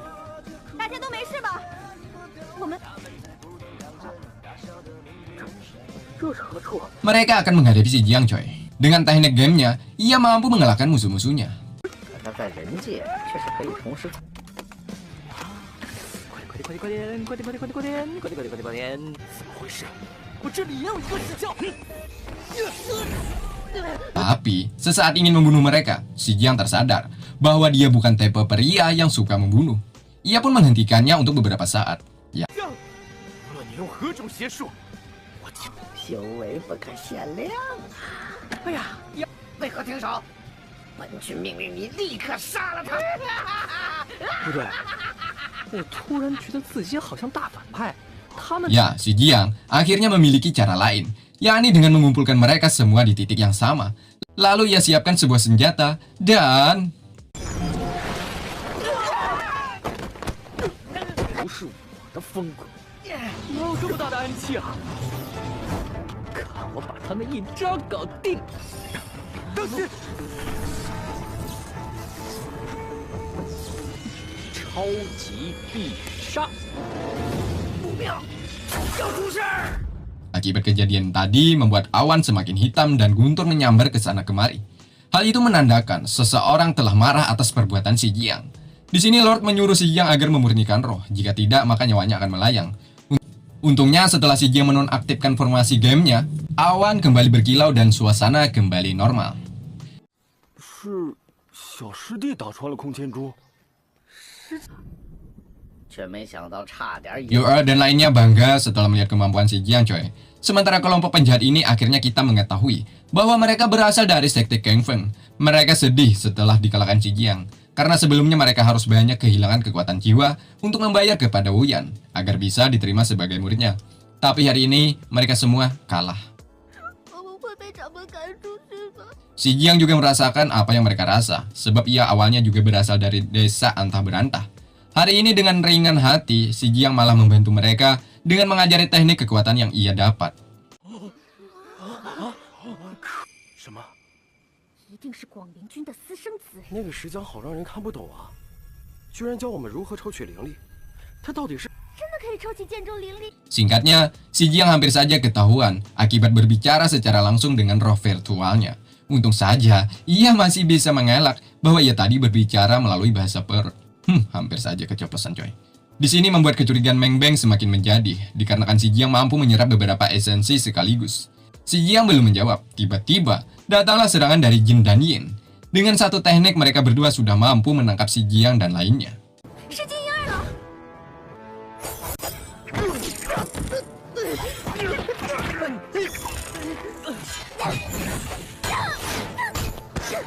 Karena mereka sudah mendengar percakapan si Jiang dan lainnya, yakni si Jiang mampu menyerap elemen dengan mudah. Yen berencana untuk membawakan ke hadapan Zhongyu. Ya, nantinya si Jiang akan membantu Zhongyu untuk menyerap esensi. 没了灵仆，你就没法助灵了。那太远了。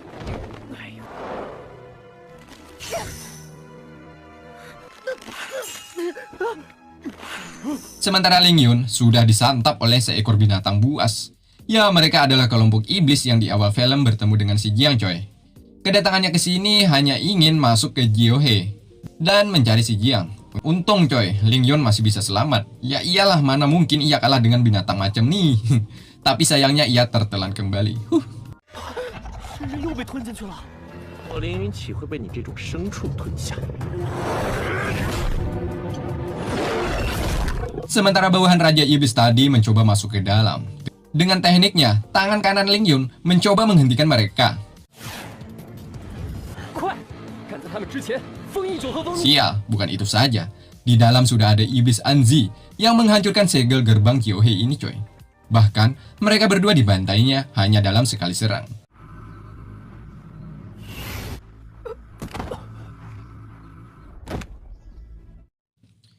Yor dan si Peci berdiskusi membahas tentang rencana penyelamatan si Jiang. Nah, di sela-sela diskusi mereka datanglah Ziyu. Setelah mendengar si Jiang tertangkap, hatinya pun bergerak untuk menyelamatkannya. Namun Yor curiga karena ini sungguhlah tidak masuk akal, di mana sebelumnya Yor melihat Ziyu ingin membunuhnya. Di sini kemudian Ziyu menceritakan alasan kenapa ia datang ke sini dan ingin menyelamatkan si Jiang. Hal itu dikarenakan sebagai balas budi atas bantuan si Jiang saat di pernikahannya dengan Su Meng dibatalkan. Nah, mulai itulah Yor kembali menerima Ziyu sebagai teman. 原来如此，没想到玉灵门也有你这样知恩图报的人。 Ada kejadian lucu setelah Meng Beng melihat tingkah Ziyu seperti ini. Pastinya ia mencurigai bahwa Ziyu menyukai si Jiang. Di saat itulah, Yor langsung menggeprek pipi manja Meng Beng. Dipak. Saat di perjalanan, si Jiang dipaksa Jin untuk menyerap esensi. Tak bisa melawan, ia pun menuruti kehendak Jin dan Yin ini coy.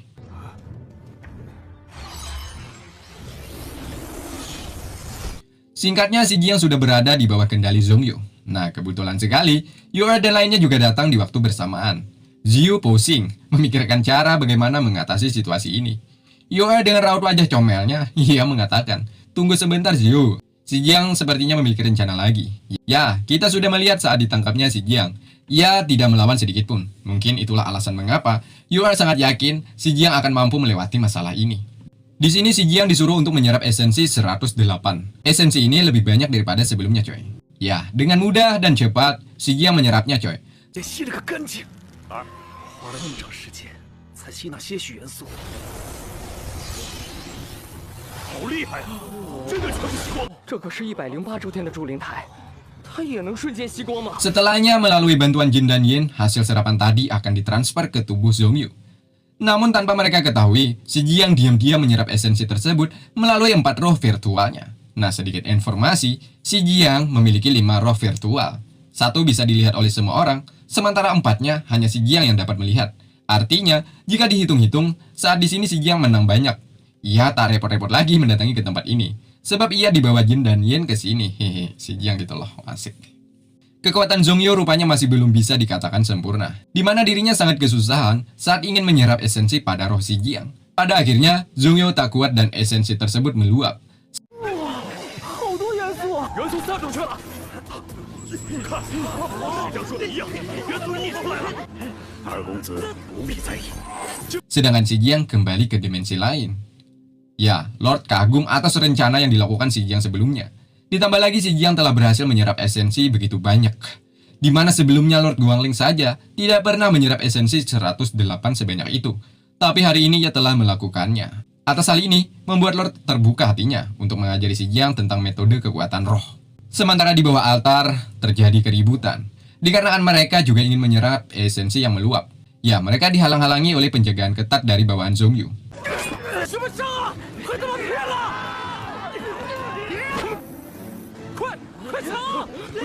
Tak lama berselang, datanglah kelompok iblis ke tempat ini, coy. 仙界就打成一片，废物别当道！是魔族，九鹤峰怎么会有魔族？ Di saat semuanya takut, Yu-Er dengan rasa dendam membara, ia mencoba melawan mereka. Sebab kakek Xu mati dikarenakan para iblis waktu dulu ingin merebut lembah abadi. Dan terjadilah... 谁敢上前？好好看，看这愣头青是怎么死的！ Ya, menurut mereka ini hanya buang-buang waktu saja. Sebab kedatangan mereka ke sini mencari si Jiang, pemuda yang dijuluki The Next Lord Guangling. Sedangkan di dalam perut binatang buas, ada Yonle, ketua iblis dengan kesombongannya ia memaki Ling Yun. Yap, ocehan demi ocehan keluar dari mulut baunya. Hal itu tidak membuat Ling Yun baper atau semacamnya. 是，报告阴雷大人，属下确实感觉到我。凌云，现在你已彻底足以证明我阴雷乃是智勇双， Setelah cukup lama mengoceh, Yonle mencoba melancarkan serangan pertamanya dan 乃是我阴雷真正的境界，不得超生。 Yonle babak belur. Anjir, ketua macam apa ini? Bukannya menyerah kek, Yonle masih saja mengoceh layaknya seorang wanita. Di mana ia menghina Lord Guangling, coy. Lantas saja membuat amarah Ling Yun keluar. Sekali lagi, Yonle terkena tebasan pedangnya. Ling Yun meminta Yonle menarik ucapannya kembali. Lalu jika tidak, maka Ling Yun akan membunuhnya. Beberapa kali Yonle salah mengucapkan. Beberapa kali juga ia terkena tebasan tajamnya pedang Ling Yun. 我们忍气吞声，我们也可以为了大人拼命。可恶，阴雷大人本就记性不好，更不可能倒着说完。错了，客错，重说。不然我就杀。 Ya, di sini bawahannya memberikan kekuatan agar diserap oleh Yonle. Teknik ini disebut perpaduan dua ras. Alhasil, Yonle semakin kuat, coy. Ling Yun tidak ada cara lain selain meladeni permainan ini, yakni saling membantai. Kembali ke puncak Jiohe. Di sini mereka saling serang satu sama lain.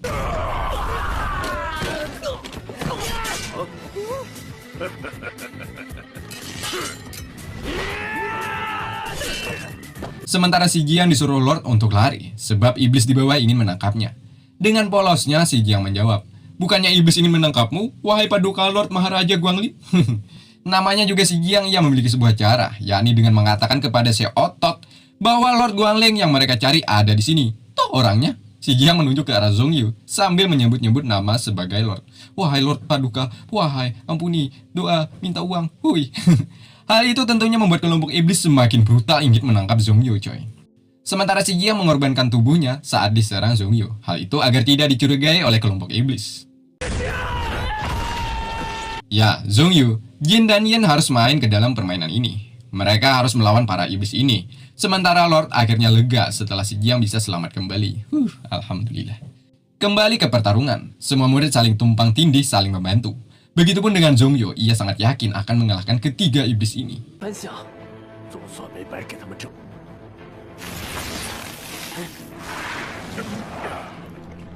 Nah, setelah ia mengalahkan iblis, nantinya akan membunuh si Jiang, coy. Jika Zhongyu berhasil mengalahkan iblis ini, maka akan menjadi sejarah dalam keluarga Zhou. Sebab Zhongming yang memiliki bakat lebih bagus dibanding adiknya, bahkan tidak sanggup mengalahkan iblis di usia yang sama dengan Zhongyu. Sementara si Jiang meminta Yu-Er untuk menjaganya selagi ia menyerap esensi yang masih tersisa. Nah, kemudian ia kembali masuk ke alam dimensi. Ya, Lord mengatakan meski Jin dan Yen turun tangan, tetap untuk mengalahkan para iblis adalah tugas yang berat, coy. Nah, tak lama kemudian, segel yang mengunci para iblis tersebut tiba-tiba hancur, menandakan bahwa para iblis tidak kalah.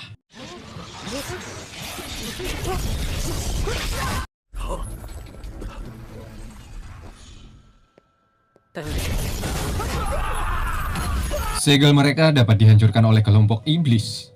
Alhasil, satu persatu dibantai oleh kelompok terkuat saat ini, yakni kelompok sang pemburu Lord. 怎么还没搞定他？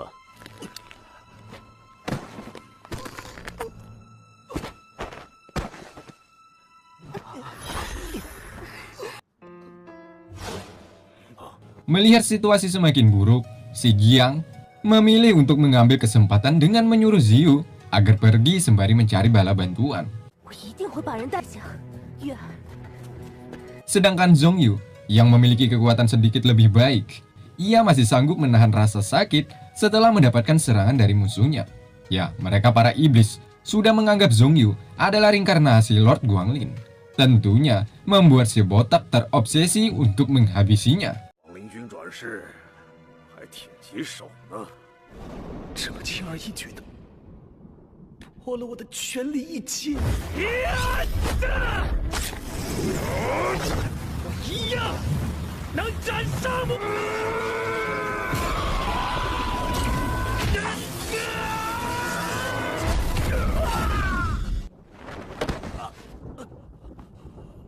Bukan putra Zhou namanya, di mana Zhongyu masih memiliki semangat untuk hidup. Sebab masih banyak misi yang belum tercapai selama ia hidup di negeri ini coy. Antara lain, yakni melampaui kekuatan Zhongming kakak kandungnya sendiri, membuat bangga ayahnya, dan juga tujuan terdekatnya ialah membunuh si Jiang. Sehingga ia sekuat tenaga mencoba melawan dan terus melawan. 我不能死，我还没有超越左宗明，没得到父亲的认可。 Pada akhirnya ia berhasil lepas dari ultimate si botak yang ingin menyerap jiwa kehidupannya. Hal itu tentunya menambah kemarahan si botak lagi. Ia pun mengeluarkan ultinya kembali dan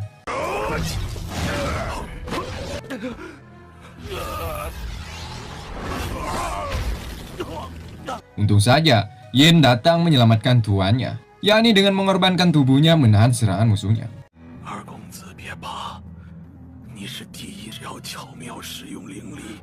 Kurang apa lagi coba Yin ini? Satu kata untuk Yin, mengagumkan. Jin juga turun tangan. Ia mengunci ketiga iblis ini. Setelahnya, ia menyuruh Zhongyu untuk menyerangnya. Tapi, apa yang terjadi? Zhongyu malah menjadi pemuda pengecut. Dirinya memilih untuk lari dari pertempuran ini. Sebab, ia pesimis untuk memenangkan pertarungan ini melawan para musuh-musuhnya. Bangke kali nih anak. 现在，我现在就不，你们不知道这三个魔族有多可怕。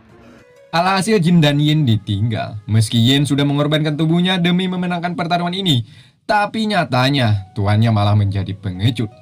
Saat itu, Zhongyu beserta bawahannya lari meninggalkan puncak Gyeohe ini. 快呀！不好，左宗想逃。 Kalian para budak yang mau selamat, ikut aku naik perahu terbang.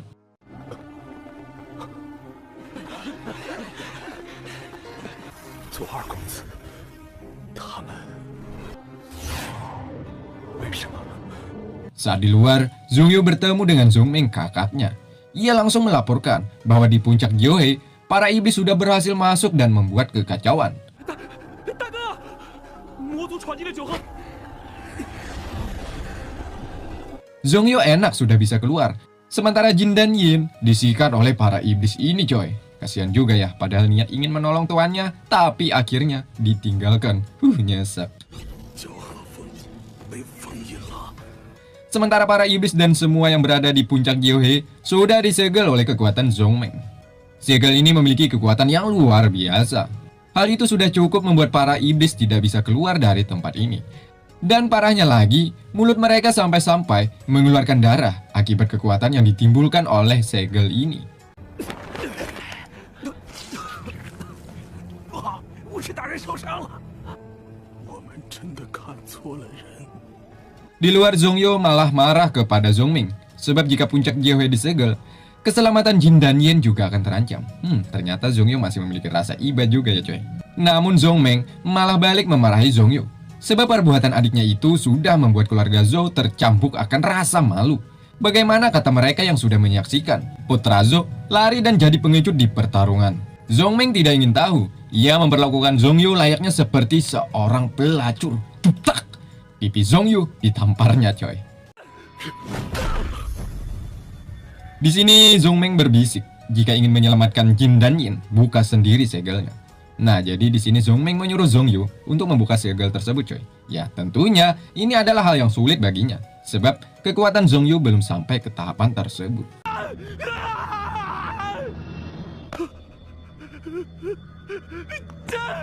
为兄不拦你。 Kembali ke puncak Gyeohe. Untungnya kelompok Si Jiang telah berhasil membawa juga menyelamatkan mereka masuk ke dalam dimensi. Si Jiang tidak pandang bulu, meski itu musuh kek, lawan kek, mantan kek. Mereka yang masih hidup semuanya dibawa ke tempat ini untuk diselamatkan nyawanya.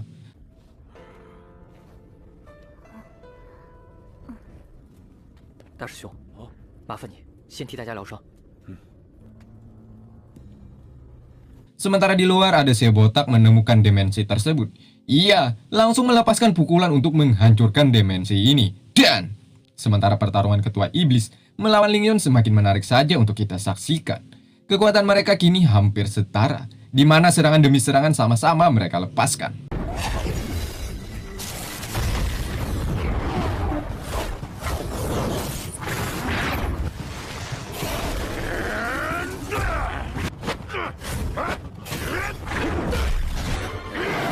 Ya, di sini ketua iblis mampu membagi tubuhnya untuk membuyarkan pandangan Ling Yun. Alhasil, ia terjebak dengan teknik ketua coy. 抱歉，我赶着救人。 Sebenarnya, Ling Yun tak ingin lama-lama di sini, dikarenakan tujuannya untuk menyelamatkan peserta yang mengikuti ujian pemadatan roh. Tapi apalah daya, ketua iblis memiliki cara yang begitu licik. Semakin lama bertarung, maka semakin jauh hewan ini melangkah. Artinya, peluang untuk menyelamatkan peserta pemadatan roh sedikit demi sedikit akan sirna. 还没发现吗？我们离九鹤峰已经越来 Ling Yun, murid dari Lord, mana mungkin menyerah begitu saja ya kan? Dengan teknik menghilang, ia mampu membuat ketua ini kebingungan. Alhasil, sekali ulti pedangnya merobek perut si ketua.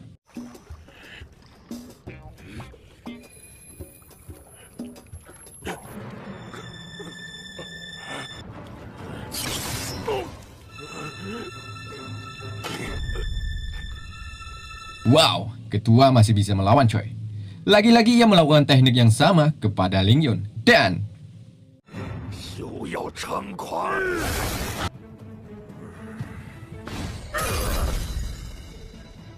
di mana si botak sudah memecahkan dimensi ini. Namun mereka sepertinya terkecoh akan permainan si Jiang. Dimensi yang tadi ia hancurkan bukan tempat keberadaan mereka. Di mana tempat ini banyak dimensi sehingga membingungkan mereka. Di mana sih si Jiang dan lainnya bersembunyi? Ujarnya. Daripada bingung mencari mereka, si rambut ungu lebih baik memilih untuk memulihkan kondisi tubuhnya dulu. Sementara si botak dan si rambut putih berjaga-jaga di sampingnya.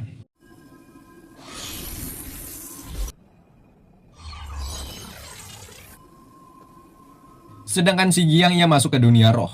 Di sini Lord malah memberinya saran untuk lari juga coy. Aduh coy, ini Lord atau apa sih? Oh gini amat ya. Namun sarannya tersebut berbanding terbalik dengan pikiran yang ada di benak si Jiang. Si Jiang sebenarnya bosan juga terlalu lama tinggal di negeri ini. Namun setelah ia mengenal beberapa orang di sini, kebosanan tersebut semakin hari semakin pupus.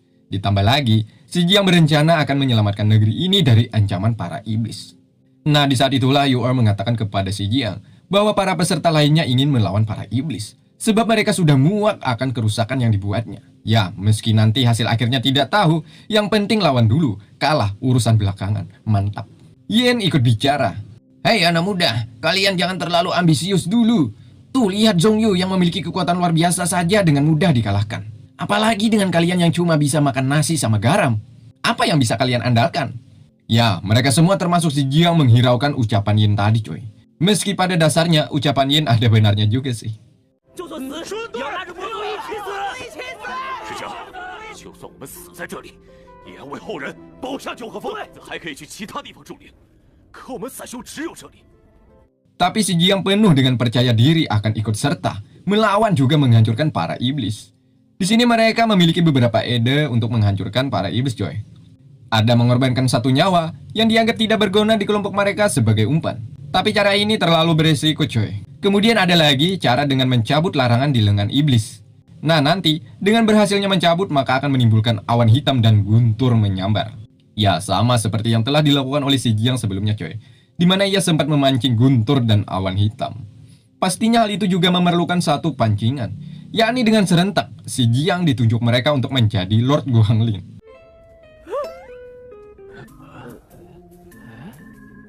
Ya singkatnya mereka mengatakan, "Woi iblis, kalian tertipu.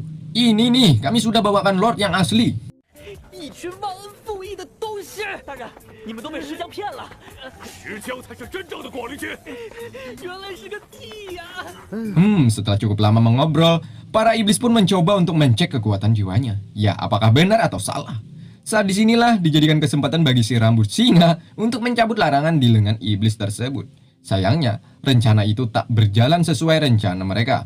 Pada akhirnya, identitas si Giang juga ketahuan. yakni dengan jejak yang ia tinggalkan, mereka sudah yakin bahwa si Giang adalah Lord Guanglin yang asli. 就是广陵，抓住他！二号方案，广陵君的白骨彩。 Di saat aksi kejar-kejaran, datanglah Yu-Er dengan teknik apinya.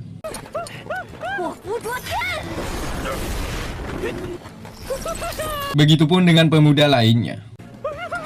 Sementara si Giang dan Lord bersembunyi di balik batu. Mereka menyaksikan pertarungan mereka juga menunggu Ling Yun yang tak kunjung datang ke sini. 连我凌云徒儿的一根小指，这什么破步法，居然这么厚凌厉！这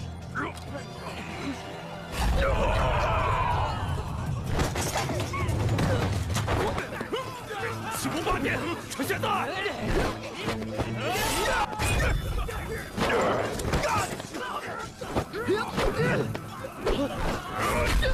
这逆徒怎么还不来救为师啊？ Di saat semua pemuda dibantai oleh para iblis, tepatnya di dalam dimensi ada Yen mencoba menyelamatkan nyawa Jin. 算了吧，外面那群蠢货都没放弃，我怎么可能放弃坚持住？我的本命兽竟无耗尽。 Sedangkan si rambut ungu, sepertinya kondisinya sudah pulih. Ya, di sini ia juga bersiap untuk membabi buta, menghancurkan pemuda negeri ini.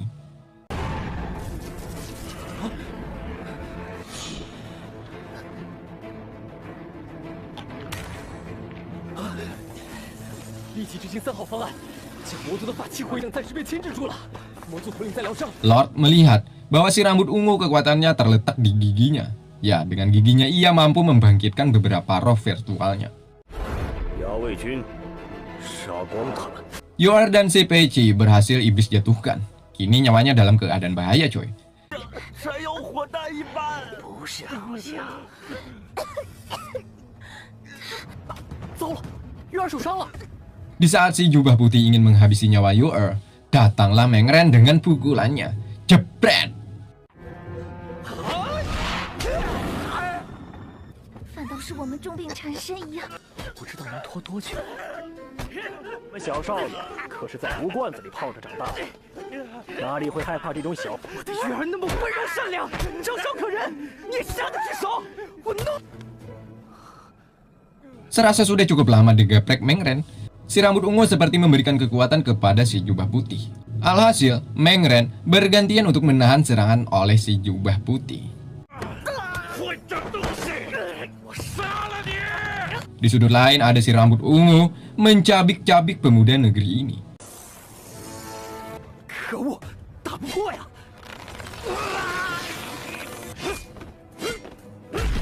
Setelahnya, ia juga memberikan kekuatan kepada si botak. Nah, hal itu akhirnya mengingatkan Lord bahwa gigi milik si rambut ungu dapat menyerap kekuatan dan membangkitkan kepada siapa saja yang ia inginkan. Hal ini terjadi terhadap si botak dan si jubah putih. Tak lama kemudian, Ziyu datang bersamaan dengan si kuping besar beserta putrinya, si alis seruncing. Si kuping besar membawa tangan kanan Ling Yun yang sudah ia ikat, lalu berkata, "Woi Ziyu, mana orang yang melempar kami ke dasar sungai?" Ziyu kemudian menunjuk ke arah 3 iblis tersebut, bahwa merekalah yang telah melemparnya ke sungai. Ya, padahal pelaku sebenarnya ialah si Giang dan si Peiqi. 好久没有活动筋骨了。害得俺宝贝饿。你们2人联手，先上鬼谷叛徒。 Alhasil mereka dari lembah hantu melangsungkan pertarungan melawan para iblis.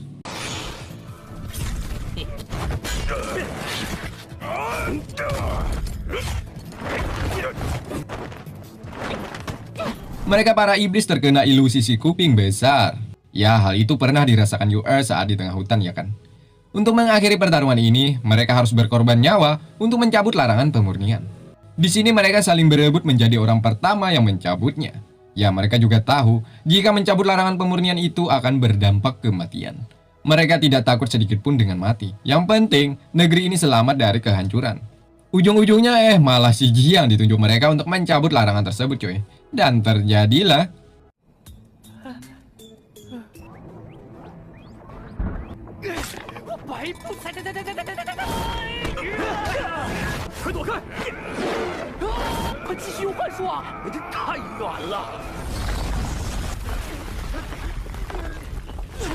ya, kita sudah melihat ada dua pemuda yang mengorbankan nyawanya demi menyelamatkan negeri ini coy. Hal itu membuat si Jiang sangat sedih. Andai saja ia lebih kuat dari ini, mungkin mengorbankan nyawa orang lain tidak akan pernah terjadi. Di sela-sela kesedihan itulah, tiba-tiba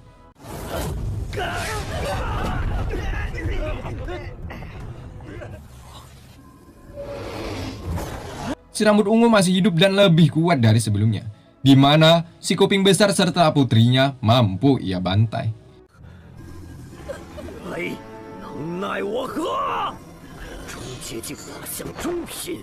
Kemudian ia bangkit dengan roh virtual yang lebih gila. Hal ini bisa berdampak puncak Joe akan ikut hancur juga coy, akibat kekuatan yang ia timbulkan.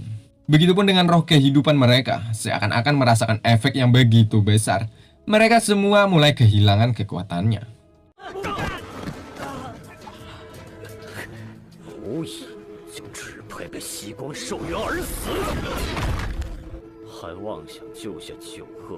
Si kuping besar masih bisa bangkit, walau keadaannya tak memungkinkan. Ia pun mencoba membawa putrinya untuk meninggalkan tempat ini. Nah, di saat semuanya mulai kehilangan putus asa, si Jiang mengambil benda di tangan roh virtualnya, yakni pedang Lord Guanglin yang bernama Pedang 9 Naga.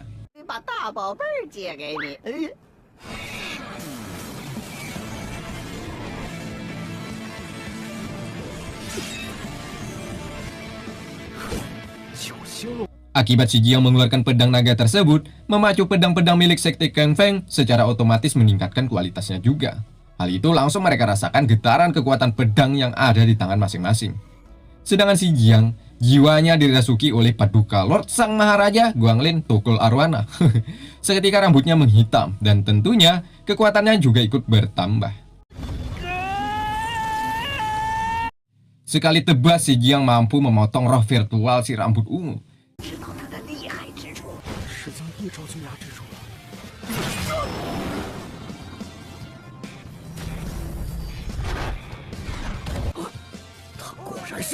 Kemudian si rambut ungu menyerap lagi kekuatan jiwa agar bisa memulihkan tangan roh virtualnya kembali. Ya tentunya roh virtual si rambut ungu kembali mengamuk sejadi-jadinya.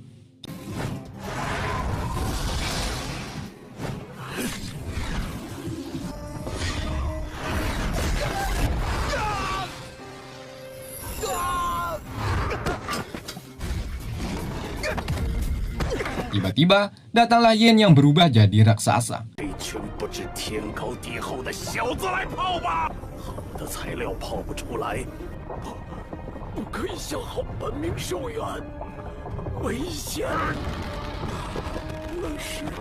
Sementara itu, Lord malah lari ke semak-semak hutan belantara.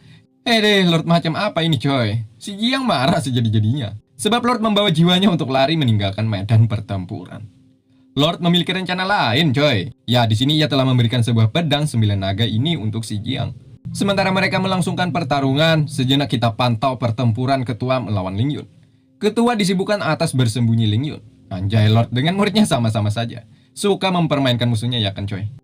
Di sini akhirnya kita mengetahui alasan mengapa para iblis datang ke negeri ini, coy. Yakni dikarenakan dulu Lord Guanglin telah mencuri benda yakni yang bernama kristal biru.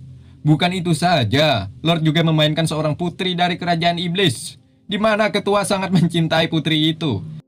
Namun harapan itu pupus coy, dikarenakan olah dari Lord yang bernama Guanglin Tukul Arwana.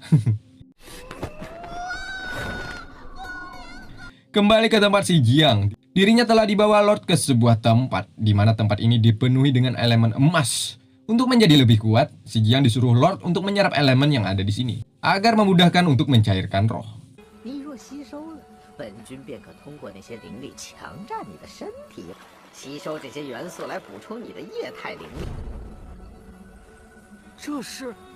Sedangkan Yen beberapa kali mendapatkan serangan, bahkan dirinya hampir diserap oleh roh virtual si rambut ungu.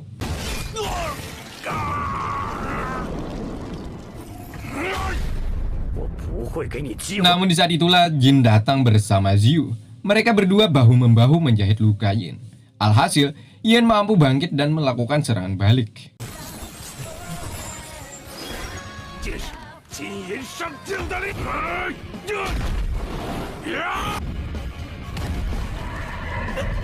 Sedangkan sang pengadil meminta Zhongming untuk melepaskan segelnya.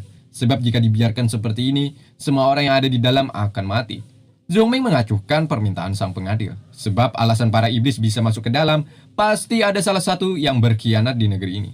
Zhongming lebih baik memilih membunuh mereka semua daripada harus membuka segel itu kembali. Ya, menurut Zhongming, satu musuh dalam kegelapan lebih berbahaya daripada 1000 musuh yang ada di hadapan kita.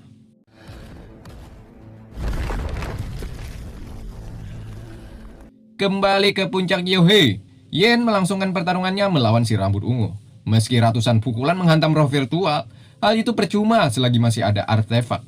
Roh virtual tersebut kembali utuh yang dimana sebelumnya telah dihancurkan beberapa kali. Yin pun memutuskan untuk menghancurkan artefak tersebut coy. Namun sial, terlambat. Alhasil, Yin harus menanggung akibatnya. 一直恢复。金老鬼，先去。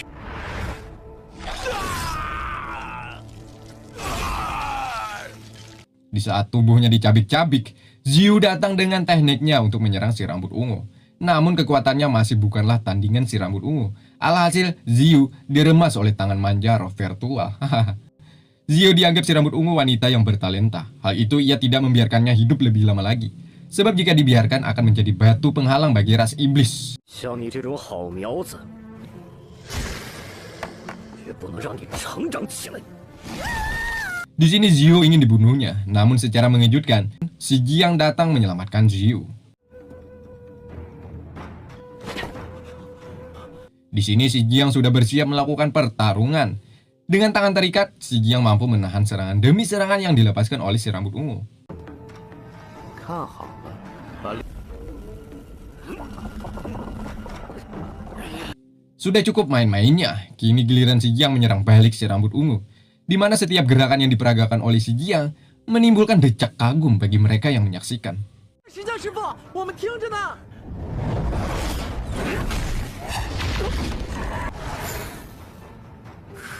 望灵境的私生子啊！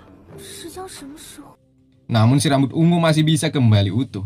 Si Jiang pun memerintahkan mereka untuk menyerang musuhnya. Namun tetap si rambut ungu sangat sulit dikalahkan. Nah, di sela-sela itu dijadikan kesempatan bagi si Jiang untuk menyelamatkan Ziyu. Ya, si Jiang yang kerasukan Lord Guanglin. Di mana Lord kita ini sangat doyan wanita. Dirinya merayu Ziyu, anjay. Alhasil, si Jiang mendapatkan pukulan telak akibat berani merayunya. Anjay, Lord mesum ini namanya coy. Akibat kena tampar tadi coy, Lord malah menyerah karena telah kehilangan jiwa kehidupannya. Alhasil ia pun menyuruh si Jiang untuk menghadapi musuhnya. Di sini Lord hanya bisa memberikan motivasi agar mendorong si Jiang menjadi pemuda yang kuat. Aduh. Alhasil si Jiang dibikin kesusahan menerima serangan demi serangan si rambut ungu. Ya, hal itu membuat Lord sangat marah kepada si Jiang dikarenakan tidak mendengarkan arahannya. Mungkin si Jiang telah muak, ia pun lebih memilih mendatangi Yin untuk menanyakan beberapa teknik mencairkan roh. Sementara Ling Yun, dengan jurus pamungkasnya, ia berhasil mengalahkan si ketua. Bukan itu saja, Ling Yun juga berhasil keluar dari dalam perut binatang iblis.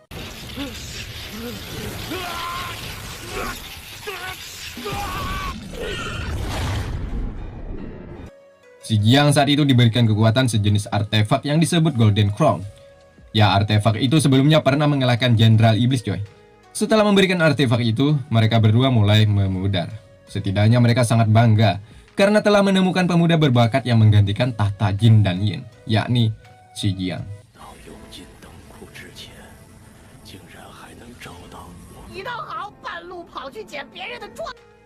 Berkat itu semua, si Jiang kembali datang dengan aura berbeda. Ia mampu menjatuhkan si rambut ungu.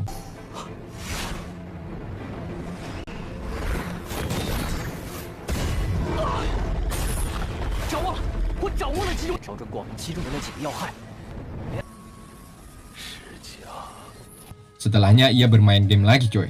Dan akhirnya mereka pun menang.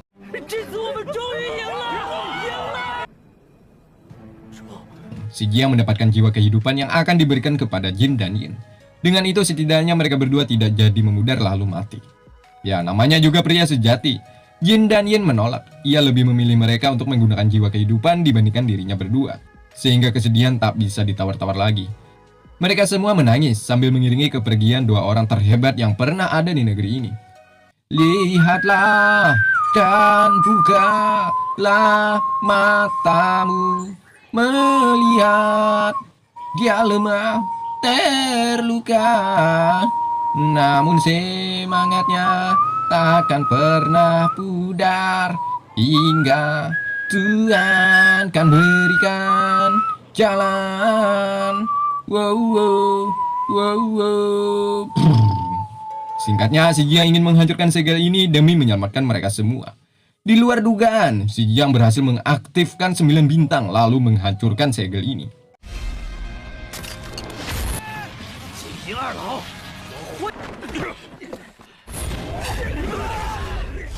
Nah, saat di luar, mereka bertemu langsung dengan Zhongming.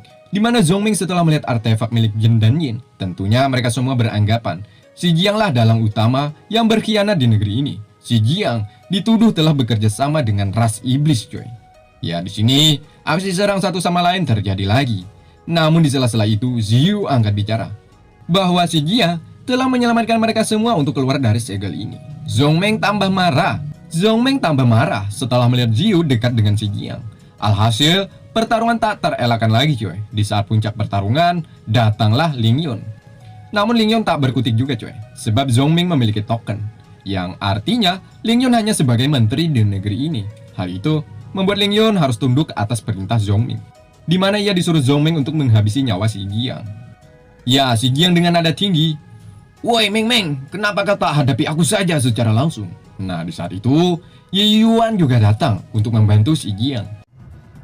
石江，程家也护不了，左家可不止你一个儿子。Di mana Zhongming tidak sanggup saat berhadapan Ye Yuan, coy. Alhasil, ia pun memilih mundur. Kelak suatu hari Zhongming telah bersumpah akan membunuh si Jiang. Sementara film diakhiri dengan senyuman si Jiang bersama lainnya. Dan film pun tamat. Untuk season 3-nya masih menunggu, coy. Akhirnya Mimin bisa tidur dengan nyenyak. Bertemu lagi di video lainnya bersama saya Sang Paduka Lord Maharaja Tukul Arwana. Saya tutup dengan wassalamualaikum warahmatullahi wabarakatuh.